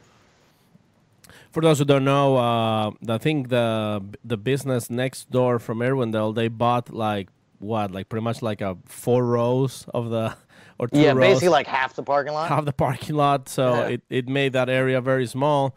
And you guys had the Pro 2 guys on like the service parking, if I'm not mistaken, last year. Well, that's actually it would be the VIP parking, like behind the grandstand. Yeah. But it just, it's not really a convenient way to do the competition, and it's difficult because the way that their cars have to pass through the full crowd, and it's just kind of hard. We can probably do something better for them in Texas. Interesting. Paco, what do you think? Instagram questions? I think it's about that time. Are you ready for the questions, Kev? Sure. Because we have only serious questions, not a single joke one. Everybody's just like, they want to know the nitty gritty of the life of Mr. Wells. Uh-oh. Let's see.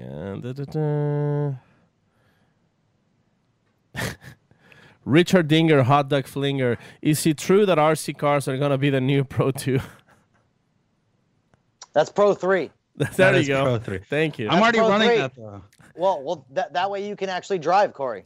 Yeah, dude. Give me an RC car. I'm already registered for Pro 3, and you know what the best thing about Pro 3? It only costs $20 to register for the full season. That's why I'm running it. Right, and when you crash, it's a lot cheaper. You can go flip your car back over and go again. Yeah. Yep. Let's see. I have a question for you here.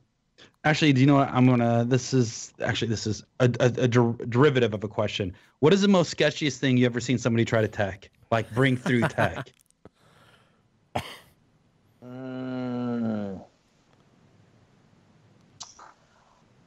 I've seen some interesting stuff out of the country, that's for sure.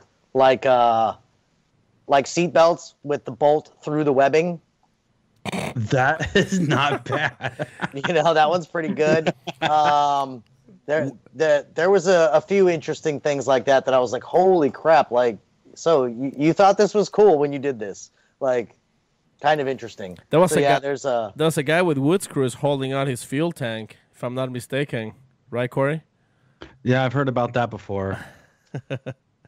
Yeah, drywall screws in the fenders. All types of good stuff like that. It's all safe. It's all safety first. That's what I say. Well, that's so you get the guy behind you when you tap the wall and all the screws fall out. Here's one for you. This is from Jeff Jones. You may have heard of her. Okay. Which driver and team do you want to kill the most? Ooh. I want to say it right now. Bridges Racing. Oh, well, he's definitely up there. He's got to be. It's a short list, but he's got to be up there. They're always doing something interesting.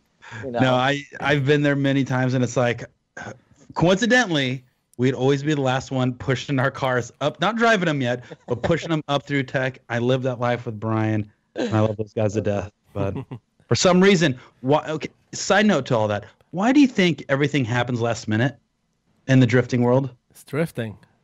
No, that's car stuff. That's car stuff and projects in general. Did you do your homework on time when you were a kid?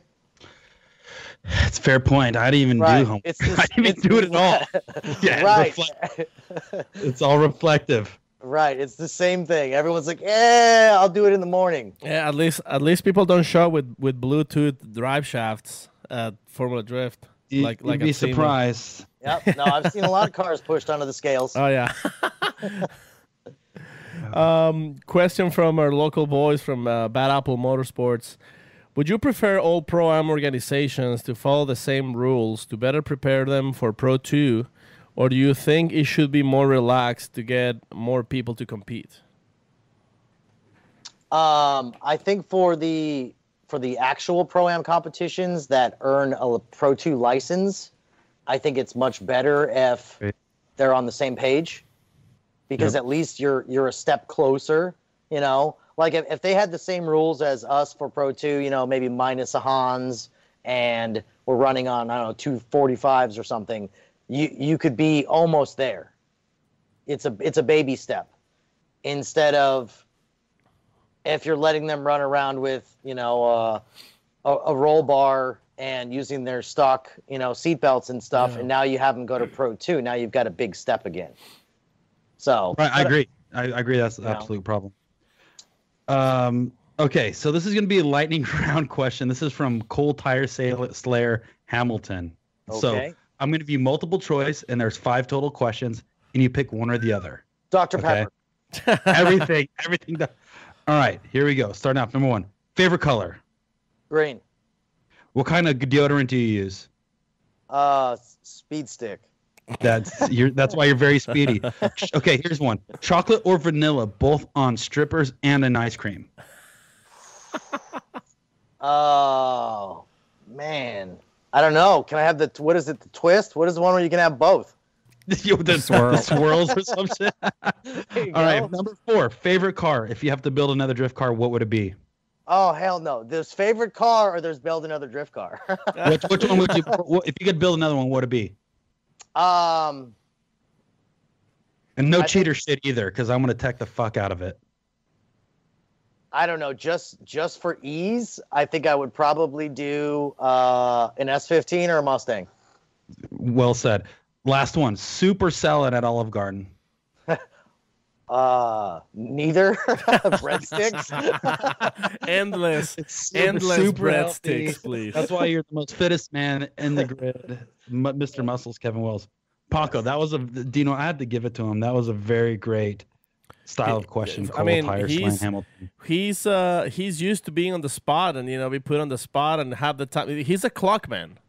He has the time in his hands. He's the Flavor Flav of the pits. Yeah, actually, I have something right here. I hope I don't give Kevin PTSD. Give me 1 second. You might. If it's you butt chugging Dr. Pepper, you're gonna traumatize all of us. So please keep that to yourself. All right, what is Paco's dig? I can hear it. Dangling. Glass clinking. I hear glass clinking. Oh boy, it's nice. So, okay, can I buy that off you? I want to get Blus to autograph it. It's already signed. It's already signed by him right there. Says, oh man, that's awesome. With love from Latvia. From Latvia, Kristaps. To spaghetti, something. And I don't even want to ask what your toys are hanging off of that thing. That's these are just glasses. These are glass bearings. They're for better. Like, this is what you need to when you want to see better. Yeah. See, Those are Paco's glasses that Chris used to wear. Was that like a moment that changed? Like, is it like Formula Drift before Kristaps running over his jack stand and after? Yes, there is. It's a BFK and AFK. Before Kristaps Blues and then after Kristaps Blues. Do you feel Kristaps was one of the dudes that changed the sport? I mean, I think he brought a good level and definitely has, drives with massive speed. He's definitely not afraid, always on the throttle. I think it was definitely, good that he was here. And I mean, their level of car builds are awesome. Yeah. You know? Yep. Have you heard it? Do you feel that Field's Corvette is getting to that same level as the HGK cars? Oh yeah, no, I mean it's definitely getting there. You know, due to the level of nice components and all the time and planning and everything that's being put into the cars. Everyone every year just keeps stepping up their game. You know. Right. Here's a question from Yogurt Slanger 33. Oof. How do you guys plan on putting out any fires that may happen to an electric car, if it's a lithium fire or a battery fire? Has that been considered at all for safety? Hold on. He's digging. It sounds like he's flipping through magazines. Yes. So this is all the paperwork that is involved with that process. Oh. So yes. So can you kind of give us just a quick detailed overview on what that actually is, or what that stack is? Is that just basically if it's in the someone's banging on the front door of the office and nobody else is here. Whatchamacallit? You use CO2 or powder extinguishers to basically put out the flame. And then for the battery compartment directly, if it's an actual, they call it the traction battery, is the big battery. If that is having a fire itself, basically it's going to go into thermal meltdown and go down. So they actually have the dry brake connectors to put roughly the equivalent of, it's 50 liters, so like 13 gallons or whatever, tanks of water that is pressurized. And you can put that in from either side of the car in the fittings to basically stop the thermal runaway and then keep changing those out. Did you say we might have a thermal meltdown in Formula Drift? You never know. Dude, the first ever thermal meltdown. I think a lot of drivers have already had that. We just haven't seen it publicly happen. Right. They had their helmet on. Oh, yeah. we've heard a little bit of it, but... Yeah, that's the other thing, too, is obviously the consideration of safety and fire, and obviously a whole bunch of other rules and regulations that have to come in just from that side, the whole safety side of it. Because obviously lithium fire could be pretty violent, almost like, I wouldn't say like an alcohol fire, but you have to treat them different. Each fire has to be treated differently just based on that. So obviously a fair concern. Well, one of the things, like, for example, like firemen, they're trained to, like pretty much every electric vehicle has to have the main power line going through a certain level that all firemen are trained to. When there's like an accident, like an electric car is in a crash or something, they know where to show up and cut, and they literally cut all the feed from the batteries into, into the rest of the system, so they can actually keep working and not short the battery. So I imagine you guys have these already screened, and you probably ask all electric vehicles that might show up that they should have some place where like the safety team should go and cut in case of a big crash, in case of a possible fire, something like that? Yes, we're trying to actually follow a lot of the FIA electric racing regulations in regards to this and how they're doing the cutoffs, and we're trying to put that that whole setup together. So we do have a package to show the different training staff at each track that this is what you need to do for this vehicle in particular and that type of thing. So we're all kind of on the same page. And then obviously once we get through one car, you know, we're not going to have 5 cars show up at Long Beach because I only know of one. So the other people, you can't run already. If you're building one, you got to call me, you know? So after we're through this one, obviously we're going to have a learning curve, and then we'll develop more on this package because a lot of the stuff they would do for road racing doesn't necessarily apply to what we'd want to do in drifting. You know what I mean? Yeah. Right. Hey, Paco, do you remember the last time you had a firefighter come to your house? Actually, I had to. I was a fire. Remember? No, I think it was that one time when that dude popped out of the cake in the Speedo. It was do you remember that? Oh, that fireman. Yeah, that fireman. Yeah. that's the ones that's gonna be at Irwindale helping Kevin. They hired him again. I'm on fire. Please put me out. Put me out. All right, Paco. Next question. Kevin. Next question. No, I mean, actually, let me go back to the Instagrams. I saw a couple good ones actually. Wait, here's one. Imperium Motorsport. Which car gives you the hardest time to tech inspect as you check over them for the season? And what was the most common thing you see fail through during inspection? It's the most difficult platform to tech, and then what's the most common fails you've seen? Most difficult platform? I mean, they're all kind of the same. By the time they're all chopped up, it's all relatively similar. As one being more difficult than the other. I mean, I guess like a Ferrari or something that I'm not as familiar with would be more difficult to check. Something like that as an example. Right. Most common failure would probably be like master cutoffs and, you know, seats being loose and just stuff like that. Isn't that the best feeling when you go to kill their car and it keeps running? Yep. has to be the most satisfying thing in the world. Just roll up and there's just a switch with no wires coming out of it and you just crank it off. Well, that didn't do anything unexpectedly. Fair enough. I have a very, very serious question here from Kensington Prime. Kevin Wells 411.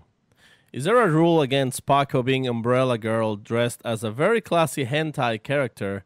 If Corey Hosford is going to compete, he needs a wow factor, and that, folks, is wow factor. Well, I mean, I guess if Corey could qualify, you could be his umbrella girl. That's fair enough. I'll have both of you. Kevin, I'll have you next to me with your time clock. And if we make top 16, I'm going to have you stand there for the full 5 minutes, and their camera cannot leave us until the time clock runs out. I will be there. That will be my top 16 intros. Kevin with his time clock, and the camera has to stay on us for 5 minutes. I had a really good one. This is from, I don't understand what he's asking by this, but I'm going to change it just a little bit. This is from Fikrad Juhara. He goes, any thoughts on HGK? But I'm going to change the question and have you heard if they're returning this year? I haven't heard if they're coming back this year. I don't know. At this rate, I guess it's anyone's guess. My guess would be is they're not, and they're probably going to stay closer to home and run in Europe. It'd be my guess. Yep. That's kind of what I've been hearing, but you have the magic sheet in front of you, so if you see their name on there and confirmed, that would be great. If not, we have to carry on without the Latvian lover. Well, he has a license. I can tell you that much. Yeah, he has a license. It's just, once again, I think Kristoff really brings something unique. Has a license to kill. Yeah, and he has a license to kill. Anything? Oh, here we go. Elliot Bremy. What's your thoughts about Mr. Pibb? I mean, he didn't graduate it. Who cares? Yeah, he's not a doctor. He didn't got his diploma. He's only got the bachelor's. Still doesn't get the doctor name yet. Yeah. I mean, I'll drink it. Don't get me wrong. My man.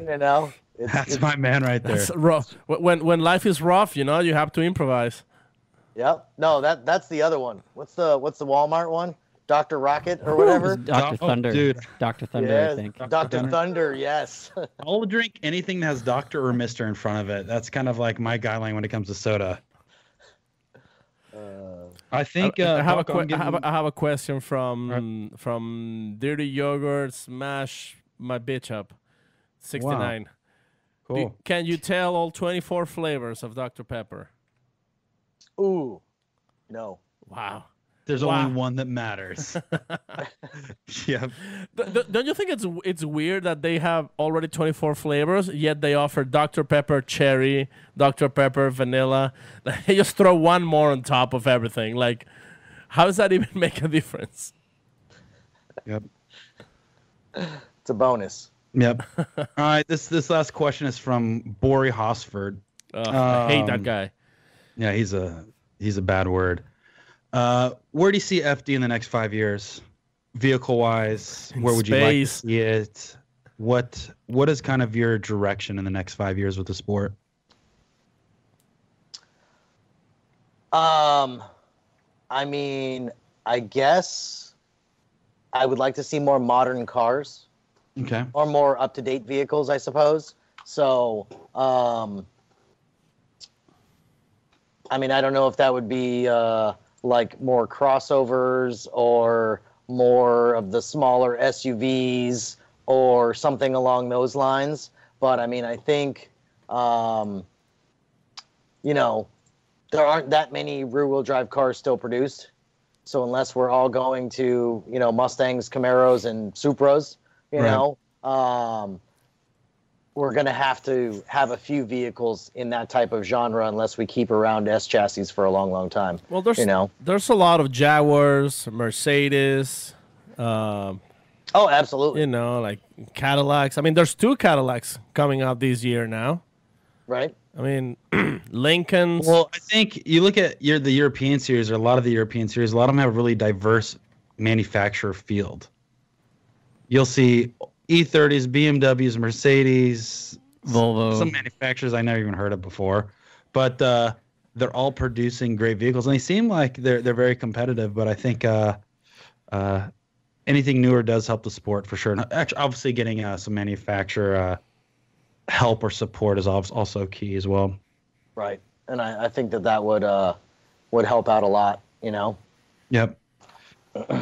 Cool. I'm trying to think of anything else. I think I'm kind of getting tapped out on questions, Paco. I think Kevin has spilled enough beans until we see him in Long Beach, and then we can wrestle him and get more information out of him. But do you know what? I also March 2nd is the final day to submit your Pro 2 license, so I still have 4 more days. Yes. You got plenty of time, right? Dude, up until the last minute, baby. You know that. Oh, of course. I mean, it's not drifting if it's not last minute. Yep, I got 4 more days. 4 more days, and I keep that. I'm looking at the countdown every single day. 4 more days. Then when you show up in Long Beach, I can get you guys to sign some posters for me, so I can get your autographs.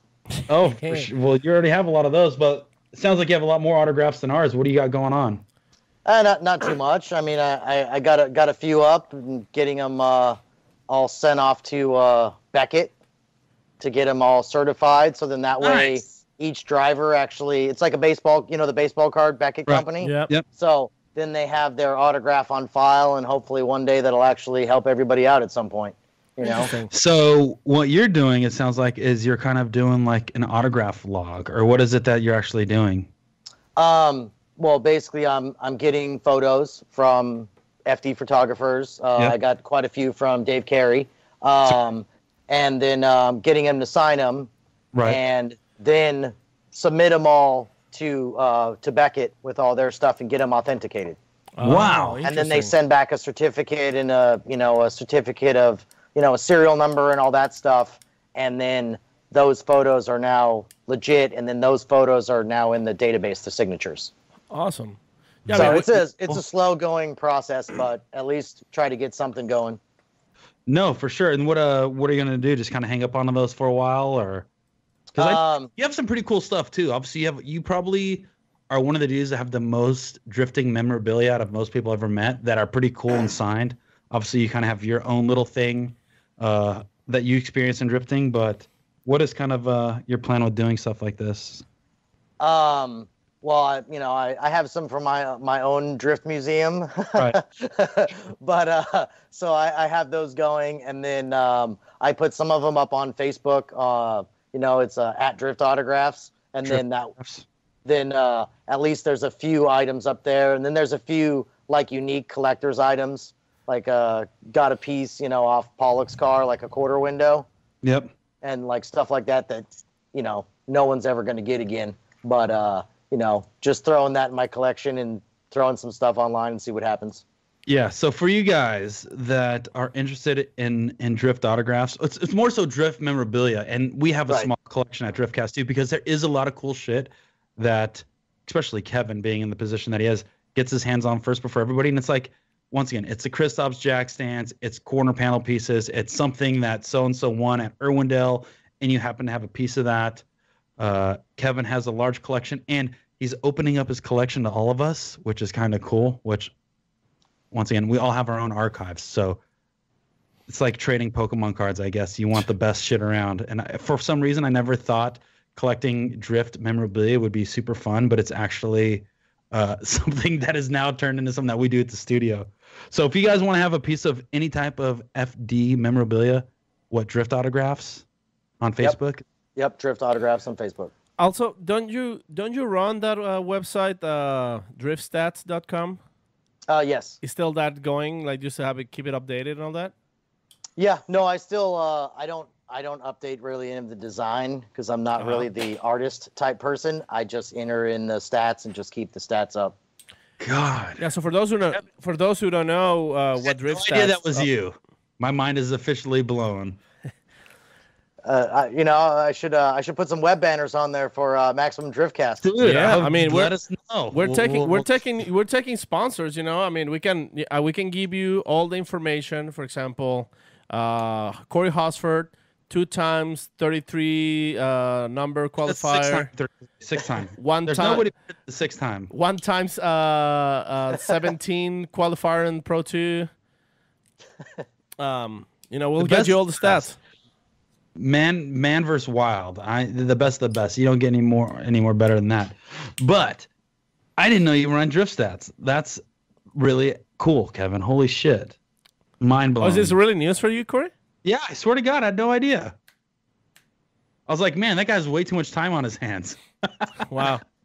No, it's just, it's one of those things. I mean, there's so many drivers and team members and people that have put so much into this sport. And a lot of this stuff kind of, you get confused, how well did Corey do? I don't know. I can't remember. You know what I mean? And that's okay. Now I know why. Because I sent somebody at Drift Stats, I think it was Big Donger 33 at driftstats.com, an email saying, here's a couple Lincolns. Why don't you boost my stats? And I never heard back. Yes. You forgot. I was going to pay him a 10 spot. But, you forgot the edible arrangement, Corey. Yeah, I screwed up on that. But that is a beautiful photo of you on there, Corey, by the way. I got to take a quick look. God Majestic. dang it. That is a solid one of you.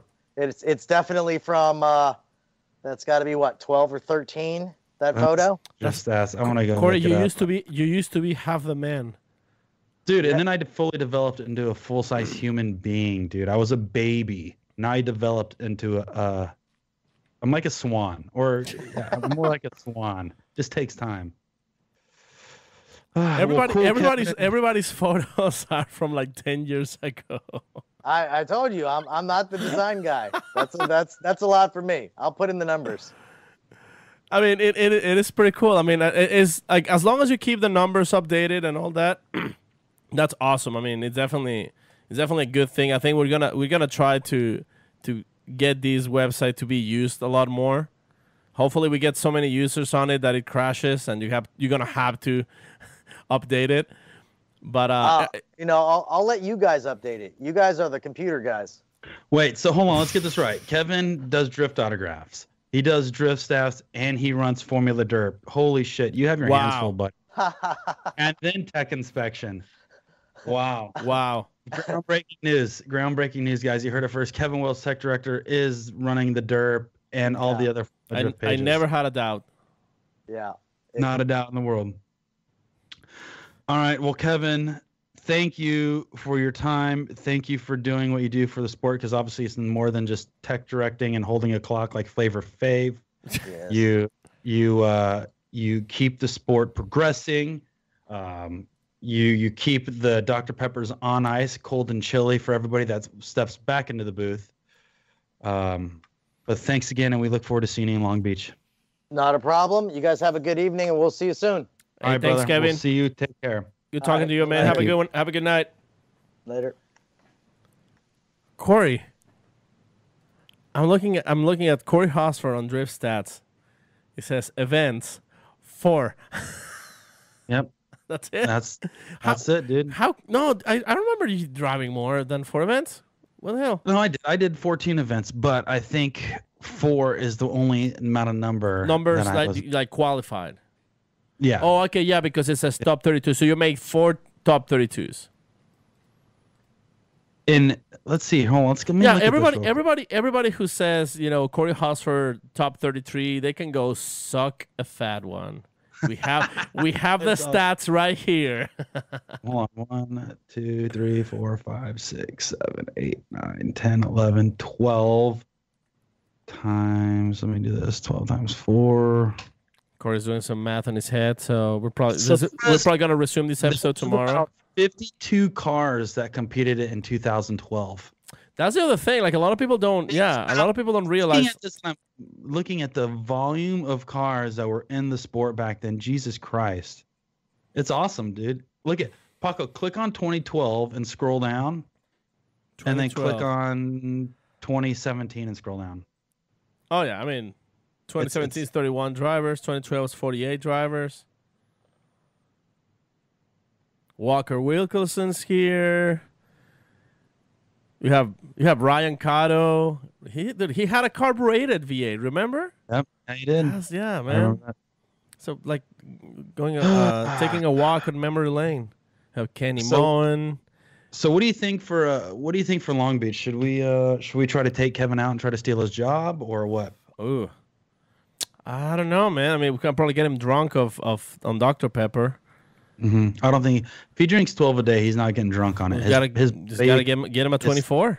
He's fully immune. He's fully immune to what it does to his body. Maybe we need to sprinkle some, Brian suggesting some substances on the background. What was that? Right, come on. Just spike it. Just spike it. Spike it. Yeah. Oh God. George Mastanovic is here. Yeah, no, there's a bunch of cool names. I didn't know Kevin ran that. I'm super pumped on that. I thought really? I had no idea. Oh man, that's it's a pretty useful website for those who don't know. Driftstats.com. Go in there, check the favorite driver, and check out his other thing, Drift Autographs. Because like I said, for some reason, drifting memorabilia. We've been collecting it since we started Driftcast, and now we just want more of it. I know Jared Dienda is also the key holder for everything cool memorabilia. Yeah, but that's going to take another 15 years for us to catch up to him.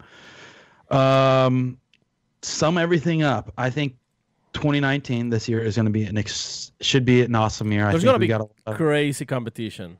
I think the competition's going to be better than ever. I think there's still a lot of news that's going to be released that's going to shake a lot of people up. It sounds like we're working towards that halftime show, and we're getting close to do it again. So that should be exciting. So you guys will see Maximum Driftcast halftime show for the most part. But yeah, you heard it first. I think the electric car thing is going to be the biggest new takeaway from all this. Yeah, we should be solid moving forward. Yeah. Sweet, Paco. It was a pleasure as always. Big balls. Thank you. You're the man. Yep. Yo. There you go. Let's Paco. Wait, yes. whoa. Okay. We got to thank a couple people first. Yeah. Of all. Oh, absolutely. Yeah. First of all, new sponsor. Tell me. New sponsor, Corey. Yeah. From Down Under. We have to thank our dearest friends, our closest friends, the guys who keep us running at our tip-top shape. We got to thank Link ECUs. We got to thank Link ECUs for providing the power we need. Thank you, Link. Thanks, Link. Dude, Jason, these guys, obviously, they know engines. They know all kinds of performance stuff. I was looking for some assistance of my carbureted 68 Cadillac. And Jason was kind enough to, Jason from Link ECU, comment like, hey, just remove the, well, I think it's probably like an Australian accent. You have to remove the vacuum mic and check for timing. Make sure it's 10 to 12 degrees. Was that okay, Corey? Yeah, even though he's from I'm sorry, Portland, Jason. Yeah, I could see it. I could see an Irish or Australian accent. Yeah, to that. yeah. These guys obviously they know what they're doing. There's a lot of drivers signing up on Link this James season. Dean, Peter Vacek, Matt Field, Proven. Pat Gooden, Jeff Jones, myself, Yourself. all these. There's a lot of the field right now running Link ECU because it's kind of it's a big thing taking off right now, and I think a lot of people are going to catch wind of it as they already are. And they're the primary sponsor of Pro 2. Go support those guys already because they're keeping Pro 2 on track too. That's right. I think we'll see a lot of Link guys out this year. But anyways, thank you guys at Link for being so helpful, obviously, to the sport, the community, all over the world, drifting all over the world. They sponsored the Drift Games Drift Series. So Link is doing it big, and we need more companies like them. So thank you guys, obviously, and thank you for keeping the drivers on track.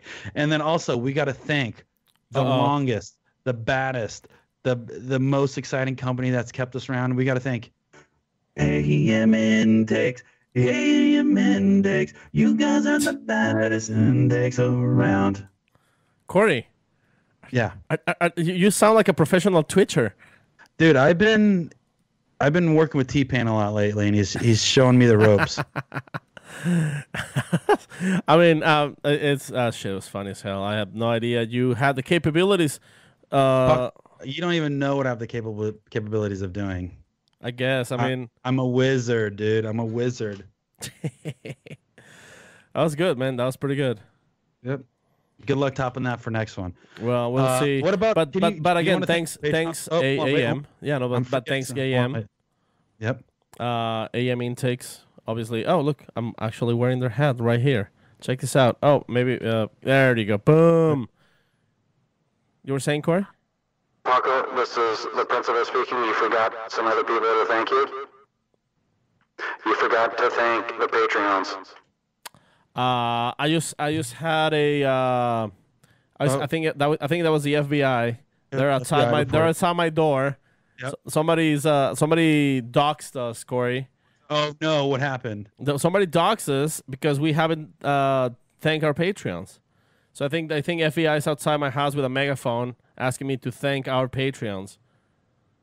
Paco, this is FBI. Make sure you thank the Patreons. Over. Over. All right, guys. Thank you, FBI, for the reminder. So yeah, thanks for our patrons. You guys are the reason why we do this show, because if it wasn't because of you, we'll be forced to do this episode from my house. Yeah, that's a very, very good point. Corey, you're actually very comfortable sitting at your house with a freaking hot dog behind you.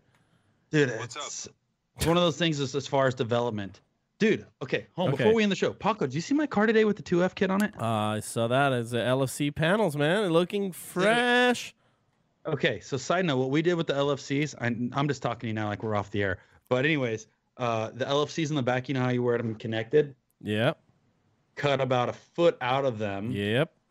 Trunk covers it, the bumper covers it. So now when I smoke a wall this time, it's not going to damage the opposite side. Oh, yeah. So we ended up fighting those just a little bit. Yeah, and then also like you can use that little gap in between for exiting gases and vapors for, Yep. you know, when you have a rear radiator or any kind of like, rear setup that helps venting it out. So it's totally customizable, easy, lightweight, made in America by hardworking I just Americans. wanted to see if you saw it or not because I was super stoked I saw on it. So I now love your new I'm livery. ripping off the vinyl. I'm ripping off the vinyl. I'm actually coming to your house probably this weekend, so hopefully you're in town because we're going to paint everything black, and then it's ready for version 3. Let's do it. Sweet. All right. guys. Sorry for the last little bit of rant. See you guys next week. Thanks for tuning in. Thanks back for to tuning Driftcast, in. and Thanks a lot, Brian. Thanks a lot, Corey. And I think that's it for tonight. We'll see you on the next episode, Maximum Driftcast. Peace the hell out. Send us. Bye, guys. I will see you next week.